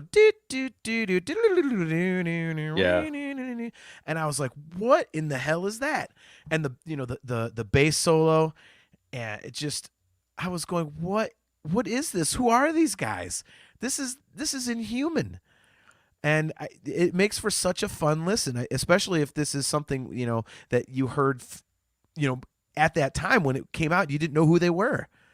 You hear that and you're going, what is this? Like, Yeah, and I mean, you think about some of the sizes of the venues that they were playing on this tour, like initially, as we were talking to Monty, like oh, by the time yeah. they were touring with Monty, it's like they're playing, theaters or, just slightly larger venues. Like, so, here in Ohio, like one of the first places, if not the first place they played was Flashes. And I just, dude, Yeah.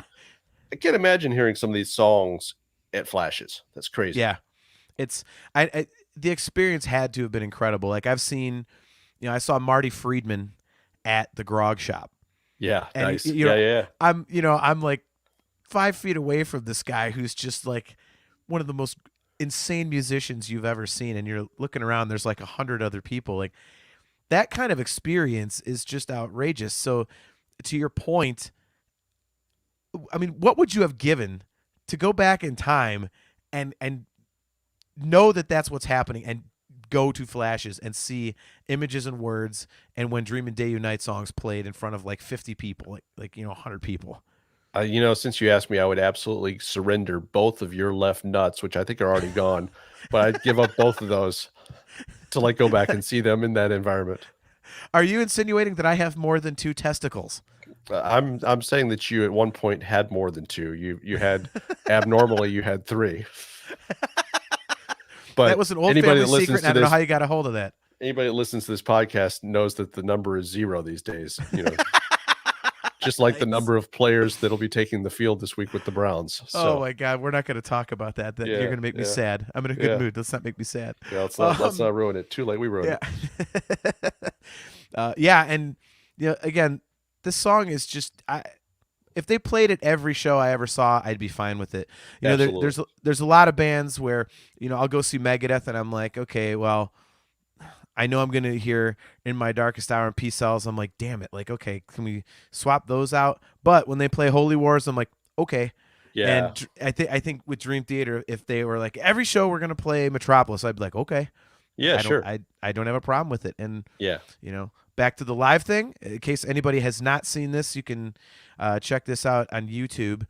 But in 2004, when they did the When Dream and Day Reunite show, when they did the so good. DVD for Yitzhak Jam, from Los Angeles, the encore was Metropolis with Derek Sherinian coming out to do keyboards with Jordan Rudess, and Charlie Dominici came out to sing with James Labrie, and it's absolutely so cool. Yeah, it is such a kick-ass version of that song. And yeah, I think this song is basically the Dream, like I said, the Dream Theater blueprint, because this is what you are going to get for the rest of their careers. You're going to have the unison solos, the harmony solos, Yep. the soaring vocals, the big kind of epic storytelling in the lyrics, and a lot of other stuff that was to come. And it just really is the blueprint for the rest of their career to me. I think it's their most important song that they've ever done. It's a bold statement, but I think it's correct. Thank you, sir. All right. Yeah. So moving on to track 6, Under a Glass Moon, or as Mike Portnoy called it when we saw him in Cleveland, Under an Ass Moon, because James LaBrie, second song of the set was Under a Glass Moon. He split his pants.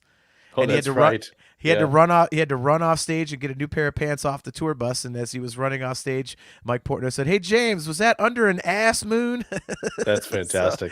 I forgot that. That's awesome. Yeah, but yeah. So this is that song, like I mentioned earlier. I think this is kind of the third in the block of 3. Sure. Take the Time, Metropolis, and Under a Glass Moon. This song isn't anything you didn't get with Take the Time or Metropolis, but it's still great. It's like, I don't know, man. For me, it's the closest thing to filler for me on this record. Really? Okay. Yeah. Why would you say that? I don't know. It doesn't, like you said, there's kind of 2 other songs on this record that are very much like this. And this is, I think, the weakest of the 3 children. Okay. I disagree. I still love it. Yeah. And to be completely honest with you, I didn't really think about the whole, there's 3 types of the same song on here. Yeah.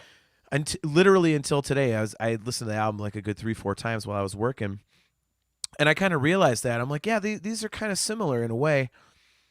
And I've been listening to this album for years and years and never noticed it. So I don't think it really stands out unless you're actually kind of like looking for it. Yeah. Yeah. But yeah, I guess if I had to pick a song that would, which I don't think there's any filler on here, but I guess I could see this being the one because you already have 2 songs like it. I would agree with you there. But again, I just think this is a great song. It's got a really cool, like, kind of epic intro, the big majestic. Yep. That's just cool and big. And again, it's something when they play it live, the lights are down, stage is black for 10 seconds or 15, whatever, and all of a sudden you hear that come in and just the place is Under a Glass Moon. And it's been a live staple of theirs for years. I mean, this is one of the more popular ones from this record to play.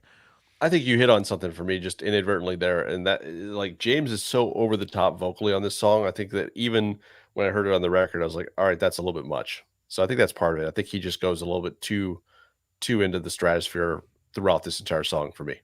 Okay. All right.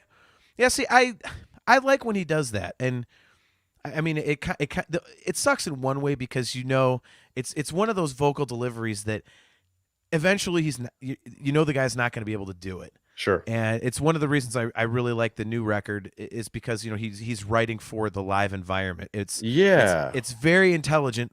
It's the way that it's written. It's like, okay, let's make these songs easier to sing live. Sure. So keeps them fresh for. So I like that. But yeah. That said, I mean, one of the hallmarks of this record is James and those absolutely soaring notes that he hits. Sure. And no question. Yeah. But I mean, like, think of your favorite vocalists. Like, don't you have songs with each of the guys that can just sing unbelievably? That you're like, it gets to the point where you're like, all right, dude, I get it. You can sing, you can sing like a mofo. But you're just going for it the entire song. Like, there's just some songs where there's that occasional song where you're like, they went just a bridge too far. Yeah. And I guess that goes back to what we talked about a little bit earlier. Did James write these vocal parts, or did the guys write them and say, "Hey, new guy, sing this"? It's like, I tend to think there was a little bit of that, and you could see them get yes. So absolutely, Yeah. Sarcasmo Asholio says, to your point earlier, Kevin Moore is a great lyricist. OSI was an awesome project. I love Radiolog. He also worked with Fates Warning and Opeth. Very true. And then he also says, I think Les Paul's favorite album is Falling Into Infinity, but he spells it Failing Into Infinity. Sarcasmo, that's probably a subtle dig at me too, because Falling Into Infinity is my favorite record. So I like that record too. I had in my memory that for some reason that you didn't like that record. No, that is my favorite album. Okay. I absolutely love it. And we'll get into that when I we do our deep dive. scrapped about that album fairly recently with somebody, and I thought it was you. So I apologize for assigning that to you. I was talking with somebody that really does not like Lines in the Sand. So in my memory, I had that assigned as being you. So apologies No, for that. just always remember, you and I argue about Awake. That is our argument. Awakened train of thought. Oh my Lord! Yeah. All right, so this one should be pretty quick, but Wait for Sleep, track number 7. Very concise, like 2.5 minutes long, but Yep. man, so many bands have tried to do this. Yeah. Like, here's this little quick interlude, the salad before the steak, and it just doesn't work. It kind of feels like it rushed, and we're just gonna, puke something out to kind of like, here's a little thing we're gonna do. And as simple as this has never felt like that to me. Agreed. Yeah, I mean, something like this, you're right. Like, there's a lot of bands that attempt it, and it's the interlude. Like, Judas Priest has, like, if you could look at the Jugulator album, for example, every Yes. single song. I know that Aiken, like, it drove him crazy. That every single song on that record had like some long build up. Like, the songs couldn't just start. So in that same way, like, you have like bands that'll do an interlude like this that like you'll just say that's just the track that I'm going to skip every time that I'm listening to the record. Like, could you guys just have just left it off the record? But you're right. Like, it's a very concise song, and it's like, and it totally fits. Like, it fits really. Like, I really like what they did with it, and it's to your point. Like, I don't think it's something that very many bands can pull off. Yeah. And I think it's also a very, it expands the band's sound even more. Sure, agreed. Because the one thing that you hadn't gotten from LaBrie on the record to this point is that mellow, breathy, just beautiful, understated ballad voice that he has. Yeah. And on this one, it was like, hey, this guy can also do this. Mhm. Again, something else that I wonder. I would love to ask the question, but they bring the the keyboard line from this song Yeah. back into the record in the final song, "Learning to Live," Uh-huh. and I've always wondered, did they hear that in "Learning to Live" and say, "Oh, I can break this out into a whole piano thing," and let's show everybody that James can sing like this? Like, was that kind of like almost like a purposeful afterthought? I've always wondered about that because It sounds like you have your next question to ask Mike Portnoy on Cameo. yeah, Have you seen the guy that buys cameos and does that? I love that guy. No, what? There's a I guy have not. because he puts all of his videos that he's had Mike do on YouTube, and it's like, and so he takes like total like awesome nerd questions like this, and he just spends the money and has Mike answer them, and I love it because he's done enough of them now that Mike's like, oh, it's this guy, how you doing, and today he wants to know, so maybe if we're lucky, he's watching this podcast and he will put that to Mike as a Cameo question. Yeah, but then Because I mean, being serious, like what you're posing here, I would love to know that. I don't know that, and I would love to know, when they connected those dots, because it's a really cool, subtle but important connection. Yeah, I just hope that guy gives me credit. Don't be taking credit for my question, Cameo question guy. This guy, I'll tell you, this guy, and I'll have to dig him up. I wish I could remember the guy's name. This guy like has done so many cameo videos, cameo video requests with Portnoy, that one of the last ones that I saw, like Mike took his name and turned it into a song where he was just singing the guy's name over and over. You could tell that Mike had been inside with the pandemic just a little bit too long, so he was like getting a little bit slap happy. So needed to fire up those creative juices.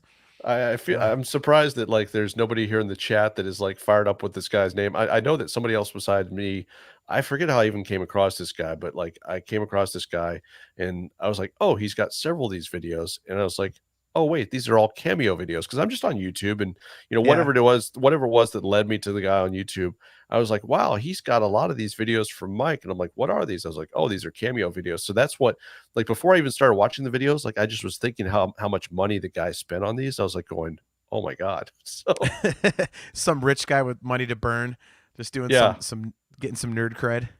Yeah, yeah, it's like I would meet up with this guy in public, not knowing that he spent all these money on spent all this money on cameo videos. And I'd be like, yeah, this one time I spent like I don't know, it must have been like an hour on the phone with Portnoy, and he would just like punch me in the face, like do you know why he just punched me in the face? Well, yeah, dude, you spent an hour on the phone with Portnoy, and by comparison, this guy, spent like $800 just to get 8 minutes back from Portnoy, so It cost him 300 alone just to ask him about his 14-inch snare.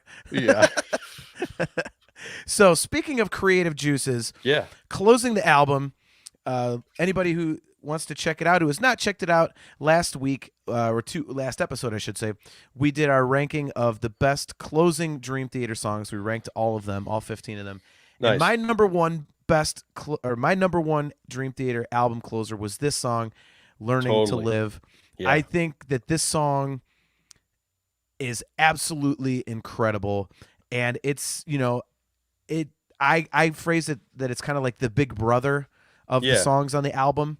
Yeah. It's always seemed a little bit more mature in a songwriting vein to me as compared to the rest of the record, even though the rest of it's great. And I think it's almost like a greatest hits of what you heard before. It's like, Yeah, oh, absolutely. remember this heavy part? Cool. Well, here's the heavy. Remember that mellow part? Here's the mellow part. Remember, this proggy part? Well, here's that. Remember how James can hit this crazy high note? Well, here's the craziest high note on the record. Like, it's got something from every one of the songs before it, and I think it ties together so beautifully. And it's just it feels like an ending, doesn't it? They're known for that later in the career. They've got these songs that close albums, and it feels like this grand ending. And I think this is the song that started it all, and is still, they broke the mold when they wrote this one. This is the example of how to close a record to me. Yeah, and it's brilliant to me in the same way that Take the Time is. Like, it's just like, if you have like kind of two like, bosom buddies on this record, like to me it would be Take the Time and Learning to Live. And it's just like they're just both brilliantly lengthy songs. Cool. Yeah, I don't know if I would link them, because I think I would. Learning to Live seems like a little more reserved to me, whereas Yeah, Take the Time is a little more I hear that. frenetic. Yeah, sure. So I don't know. Personally, I wouldn't link them, but I could see definitely why you would. Yeah. But yeah, I just, I mean, the first time I heard this song, I wasn't paying attention to the track listing, so I didn't know what the last song was. But Hmm. I vividly remember thinking, boy, this feels like, I mean, if they're going to end with anything other than this, I don't know how they're going to follow it up. Yeah. So, Yeah. No, like, absolutely. yeah. So, Did you have this record on cassette or CD? CD? Okay. Yeah. Yeah. Like, what an interesting ride this would have been, like, if you had cassette and, like, you actually had to, like, flip it over midway through. It's like, this is definitely one of those records that, like, you get to the end of the first side and you're like, holy shit, hold my calls. I'm going to need to listen to the other half of this. I know. Yeah, it's so fascinating to think about it in those terms. Like I Yeah. said, because the CD's all the way through, but then, and again, like, I discovered it in '95, but it was my first introduction to the band. So, Why so late? I'm surprised. I didn't know that. well, again, like when I told the story, like, when it was, Man, I didn't like good music. I'm sorry. Continue. Go ahead. yeah, um, no, like I said, I couldn't remember the band name in '92 when I was looking for Pull Me Under. Yeah. And it kind of fell off the radar, and then I didn't discover it again until I was hanging out with my buddy Andy in '95, Nice. he had the record. I was like, oh my god, Pull Me Under, that's that song I was looking for. So, but this was still my first full introduction to the band. Yeah. So, Nice. yeah, and this song was just, I remember listening to the album and again thinking, okay, this sounds like a closer, and sure enough, it was. And then I got done with it, kind of laid back, and I was just like, what the hell did I just listen to? Like, this is just unbelievable. And you want to talk about a song that leaves you wanting more. Yeah. Like, okay, Oh, yeah. and thankfully at that time they had another record that I could go grab. So I looked it up, and I was like, okay, I gotta check out this Awake album. And then later on that year, or maybe it was the next year, I think it was '95, they did the Change of Seasons. So Which I had that was pretty astounding. Like, Yeah. to get that. Well, I mean, it was supposed to be on this record. Yeah. I mean, think about that. I mean, have you ever thought about that? What a Change of Seasons would sound like with the Images and Words production? Oh my God. Yeah. Yeah. That would be. I mean, I love the production on that EP, but my God, that huge song. I mean, and then to take it one step further, you picture Learning to Live. What a great closer, and then here comes 23 minutes of A Change of Seasons.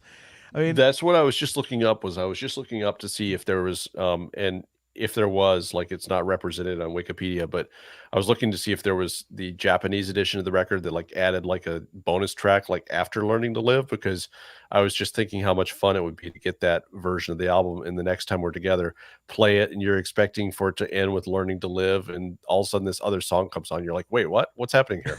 So this isn't the real thing. I know my Dream Theater. Damn you! This I know. yeah, yeah. I can still do that. I can just make a Spotify playlist and add an extra 5 songs. Like, dude, your record didn't have these, you know? Sarcasmo as Holio. You know I love you guys. Gentle ribbing, LOL. For years I thought I was their only fan. No, Sarcasmo as Holio, that's the thing about our show. We can both take a beating, especially me. Oh yeah. So Yeah. you feel free to rib us all you want, man. It's not fun without you guys jumping in. And if you're gonna bust our balls, that's even better. It's really So- special. Like, people here are witnessing something special tonight, because I've hardly beat on you at all throughout this entire night. I've been very focused and professional by my You're- standards. You were in professional mode because you had an interview to do. Yeah, So that's true. yeah. It's hard for you to come down off of that mountaintop. So so images and words. Final thoughts from you. Final thoughts from me. You know, again, like, I think that this is kind of where they peak as a band. There are records that I do like a lot after this. You know, 6 Degrees of Inner Turbulence being one of them. Falling into Infinity probably being another one. I would say of those two, I would think that 6 Degrees probably has the no, you know, let me think. So, Scenes from Memory, I would say that Yep. top to bottom, from a track listing standpoint and quality of songs, that's probably the album that comes closest to the quality of this record. Like, I think that they, you know, obviously there was, you know, Scenes from Memory was a concept record, so it's like they would have been putting a lot of thought into every inch of that. So I think that that's kind of what links those two records, is that in that same way, this is an album that you can tell that they really, really thought out every inch of this record. And I think Scenes from a Memory was the next time that I really heard that from the band, that, you know, that it just felt like they had put that same amount of effort into a set of songs. Sure. So, and you know, there are some records. I mean, I almost like, I didn't mind the production on this record, but I feel like the production on this record was basically flawed from day one. So it's like there are some records that you like listen to years later, and it's like, and they don't hold up for certain reasons, you know, and sometimes that can be the production.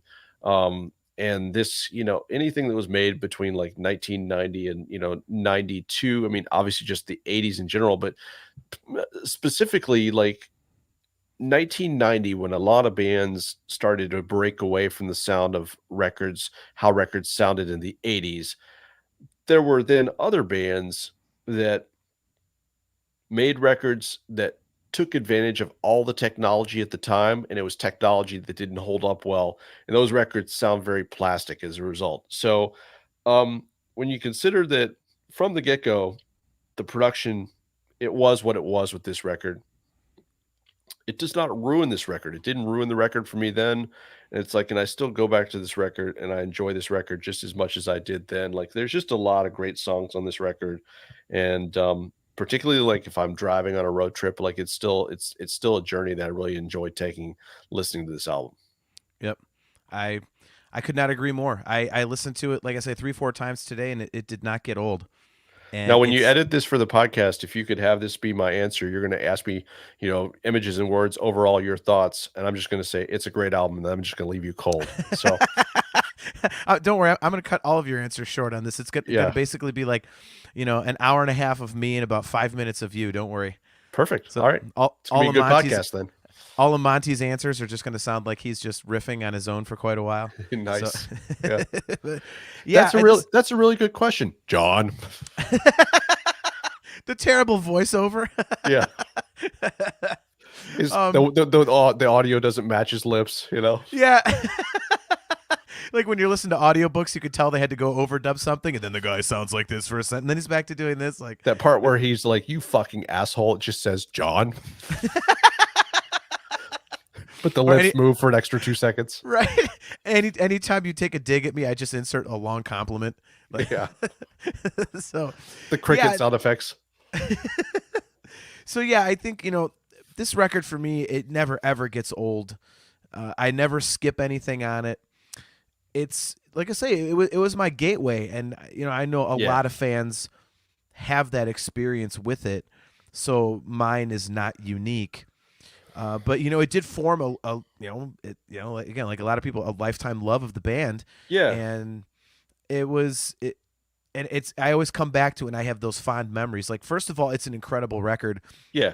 But I have the nostalgia factor with it, and there's that emotional connection to it, and I still can picture exactly what my buddy's dorm room looks like when I think of listening to this album. I mean, it's crazy how vivid the memories are. And I think that's not only a testament to the emotional connection, but also the quality of the songs. As you said, Sure, this is just such an incredibly written album. And yeah. I get it, they had a year and a half to write it. So Yeah. But the fascinating thing to me is, Dream Theater's career is very different from a lot of bands in one major respect, and that is, and you work with bands all the time. You've interviewed hundreds and hundreds of famous people. Sure, And including yourself. But continue. I said famous, not infamous. But you've heard this a million times. You've got your whole life to make your first record, and then like 2 weeks to make your second. Which explains Awake. But anyway. You might make that argument because Dream Theater got to make 2 first albums, I think. Yeah. Because they had all this time to make, When Dream and Day Unite, and then they were sitting on their ass for a year and a half, 2 years without a singer. So the music for their second record was not rushed. It was absolutely gone over with a fine-tooth comb for a long time. And, a song like Pull Me Under, sure, right song, right time, and it's a phenomenal song. It's got a giant hook for radio. Mm-hmm. But the rest of the record is so unbelievably strong that, Pull Me Under drew people in. And then, as I said earlier, Awake separates the wheat from the chaff, as I use that term, oil and water, whatever. Sure.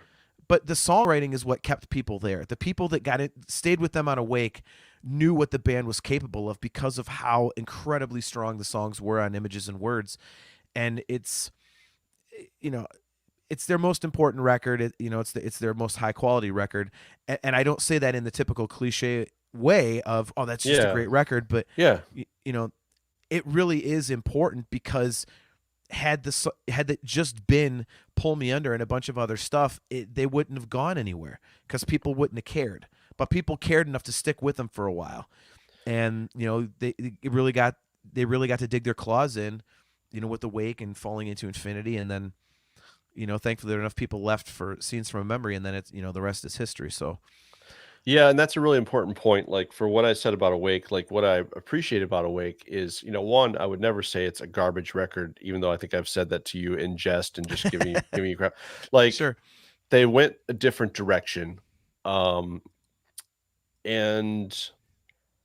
it was not my kind of thing. But I think that's one thing that like Dream Theater fans have always appreciated about this band is they're never afraid to push the boat out further and further from the dock. And they did that with Awake. They did that with Falling Into Infinity. And I think that was what was exciting to me and is exciting to me about being a Dream Theater fan is that they were one of those bands that, I didn't know that I was going to get the same kind of record from the band every time. That wasn't going to happen. Like you never knew exactly what you were going to get record wise from Dream Theater until you had it in your hands and you were listening to it. And to this day with the latest record, like, when I push play on a new Dream Theater record, like, it's anybody's guess what I'm going to get. Like they still have that element of surprise. And I really appreciate that about them as a band. Yeah, I could not agree more. It's, they're one of those bands, and it's a homer comment from me, but sure, I know that even a record that I may not care for, like some of the others that I really like, I still really enjoy it. It's almost like the old saying about pizza, like even bad pizza is good. And Dream Theater for me is just one of those bands, and I think you hit the nail right on the head. With what you said, in that you're getting something different every Yeah, time, but it's always going to have those elements that you love. You're not going to get Queensryche going from Empire to Here in the Now Frontier. sure. You're not going to get Metallica going from And Justice for All to Load. You're gonna get a Dream Theater record. You're just like, how crazy is the musicianship, and how big are the hooks going to be, and what different kind of noodling are they going to have, and And I say this so constructively. I don't know, and I don't think you're a big fan of this record either. I don't know if this to be true, but I don't know exactly what they were doing with The Astonishing, but I can honestly tell you that I don't think I've listened to that entire record all the way through to be able to analyze what they were doing with The Astonishing. So it's like, while I did not dig that record at all, I didn't give it, I can't say that I listened through the whole thing and gave it the chance in the same way that our friend Jim Bartek with Judas Priest and Nostradamus. Like, there's a Nostradamus, lot of yeah. people that tapped out on Nostradamus, and that was me with The Astonishing and Dream Theater. I tapped out, like, I don't even know if I made it through the first disc, so that's the one and only time. Like, I can tell you that Awake, like, I've listened to Awake numerous times. Not my thing, but I respect what they were doing there. Astonishing is kind of the one spot in their catalog that, like, I'm just not sure what they were doing. And as we're talking through this, like, as we've gone through, as you always do on this show, as we've really gone deep into Dream Theater land, like, I'm going, you know what, I want to pull that record back out and give it, another listen to kind of, because I've had that, man, where it's like I'll have a record that I just spend a long period of years hating, and then I put it on. It's like, okay, I get it now. There's Yeah. I think that record came out, like, it's been this way for a long time, where we constantly just have so much music being thrown at us that, like, it's very easy that if a record comes out that you don't dig it or you don't dig part of it, it's easy to, like, bypass that and move on to the other 12 things that fell on your radar that same day. And so that's a record that I feel like I need to go back and really kind of, that would be a good road trip record when I have nothing else going on, to, like, just give it the fair shake and play through the entire thing. And maybe I'm still not going to get it, but that's the one spot in their catalog that I'm not incredibly well versed on, that I would love to know more about where their head was at when they went down that road, because they went the whole way, like, they, all the way to, like, playing the entire record live, which is a little bit more of a commitment for an audience than the audience sitting through scenes from a memory, so. Yep. Well, I mean, it's funny you mentioned that, because now we have two Dream Theater records that we can argue about, because I'll save a lot of my stuff for when Brian and I do our deep dive into it. I absolutely love The Astonishing, and I think the reason is that I love the concept of it. Yeah, I absolutely love that, in the year, was it 2016, 2017, when attention spans are short. sure. Everyone's got their nose buried in their phone.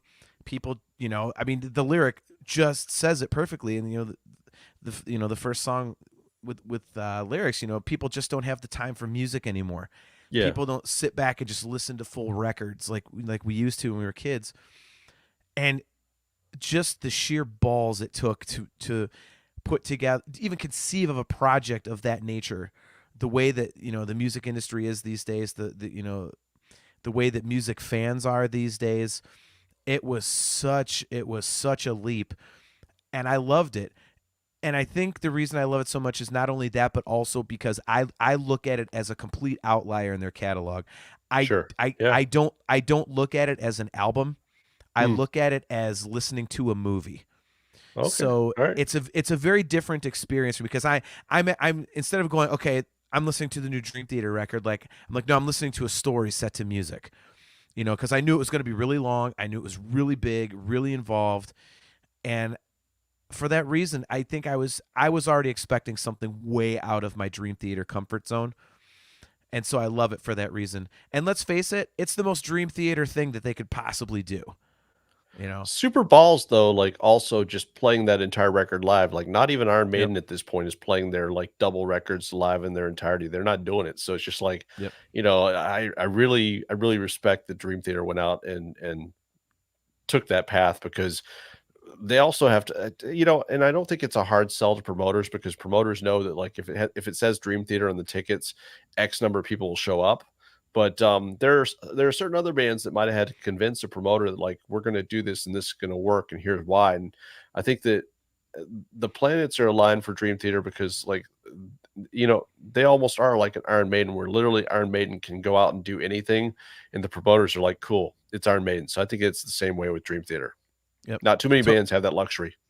I could not agree more, man. And I think Images and Words, to bring it all back home, I think Images and Words is the anchor to all that. It's where it started, and I think that's where people come back to. It's like their comfort food. If Dream Theater is a buffet, Images and Words is the comfort food that you reach for. It's the macaroni and cheese. It's the Macaroni and cheese. Yeah. So, well, man, that was an absolute blast. I cannot thank you, number one, enough for coming on in the first place, but number two, on such short notice, helping us out and bailing my buddy Brian out as he's dealing with some family stuff, unfortunately. But I really appreciate you jumping in, man. This was a huge pleasure, man. Always a pleasure. Glad we got to do it again. For sure. So yeah, like I said, guys, Brian is off dealing with some family stuff. So again, best wishes and much love to him. He himself is fine, but he's off helping family in St. Louis. He got called away this afternoon. So that's why he is not here. But he is hoping to be back next week. And next week, December 23rd at 7:30 p.m. Eastern Standard Time. So it is 1 week until our next show. We are doing our big fan hangout. So any of you guys that want to jump on camera and help host the show, feel free. Just send us an email to talkingintoinfinity@gmail.com. We're going to talk about anything you guys want. If you guys have questions for us, if you guys have your own Dream Theater stories for us, we want to hear those. It's basically, kind of a Christmas thing. All of you guys, this is our 25th episode already. And Brian and I say it all the time. You guys actually make the show go, and we appreciate all you so very much for tuning in every week and downloading the show and checking it out on YouTube. So we kind of want to just hang out with you guys and have some drinks and celebrate the holidays with you. So next Thursday, December 23rd at 7:30 p.m. Eastern Standard Time, all the usual outlets, YouTube, Facebook, talkingintoinfinity.com, and the cmsnetwork.com. And Matt, before we go, what do you have coming? Because right before you got on with me, you were talking to Mr. Bruce Kulick, formerly of KISS, now of what, Grand Funk Railroad, correct? Correct. Yeah, he's been with Grand Funk, like I think for the last 20 years at least. Probably heading towards close to 25. But he's actually doing a show like December 30th in Las Vegas, where he and his band are like doing a bunch of like 80s and 90s KISS. They've been doing that. They've been doing that on the KISS cruises the last couple years. And anybody, I mean, dude, you're gonna know. I mean, Todd Dammit Kearns is just a monster player, monster vocalist, and that's his singer in the whole thing. So it's just oh yeah. So it's like their stuff is on YouTube. So it's just like anybody that's a KISS fan, check that out. Like, I mean, he's just, and they're talking about finally maybe taking it out and doing some shows in the US next year, which is really cool. I would definitely go see that. So yeah, like things have kind of slowed down since it's the holidays as far as talking to people, but I talked to him. I'm talking to Mr. Steve Vai tomorrow. And then I spent the entire all of 2021 doing a podcast about albums from 1991 called 1991, the year that AOR ate itself. And so we look back at an album a month for the entire year, everything from Guns N' Roses' Use Your Illusion to Van Halen for Unlawful Carnal Knowledge, to some stuff that's a little bit, more off the path, like Backlash from Bad English, which is a favorite of mine. So guy that I was doing that with, a buddy of mine, that we've been friends for a little bit more than 20 years, I would say, guy named Jeff Giles. He and I are going to start a new podcast together in January called The Record Player, where it's like we're going to kind of continue to talk about albums like that, but we just want to start doing something that can open us up to talk about any album, any genre, any year. And folks that want to find that can find me on Twitter at RecordPlayerPod, RecordPlayerPodcast.com. And I'm on Twitter myself at MWardlaw. So that's about all the cheap plugs I got for the moment, man. Awesome. Well, I'm going to bust your balls one time and then we're going to get out of here. Yeah. I cannot believe I invite you on my show and you go and do an entire show about For Unlawful Carnal Knowledge and one of my all-time favorite records, and you do not invite me to guest on your show. So my buddy Jeff and I, we both, he wrote for Ugh. Ultimate Classic Rock in the past, and I, of course, am still at Ultimate Classic Rock. And so the editor of Ultimate Classic Rock, a guy named Matthew Wilkening, is the biggest Van Halen fan this side of you and I. Right. So he's a huge Van Halen fan, and he's a huge Kiss fan. So as Jeff was plotting out the entire year of episodes, he was like, all right, he's like, we got to see if Matthew will join us for the Van Halen one. So you got blocked by another Matt. So I apologize. It's like, it's not enough that you're getting blocked by me through life. Like two Matts for the price of one. Well, I want to get on an episode with that guy, and let's see who can out Van Halen the other. All right. Nice. So, anyways, man, thank you very much again. Likewise, I really man. appreciate it, brother. And all you guys, we will see you next Thursday. Again, we are on next week, not in 2 weeks. So we are on next Thursday at 7:30 p.m. Eastern Standard Time for our big fan hangout. You guys are awesome. Many, many thanks to Mr. Monty Colvin of the Galactic Cowboys for coming on to open the show and talk about the tour in '93 that they did with Dream Theater for the Images and Words cycle. Don't forget MontyColvinArt.com and his podcasts, Monty's Rockcast and Art That Rocks. You guys are kick-ass, and we will see you next week.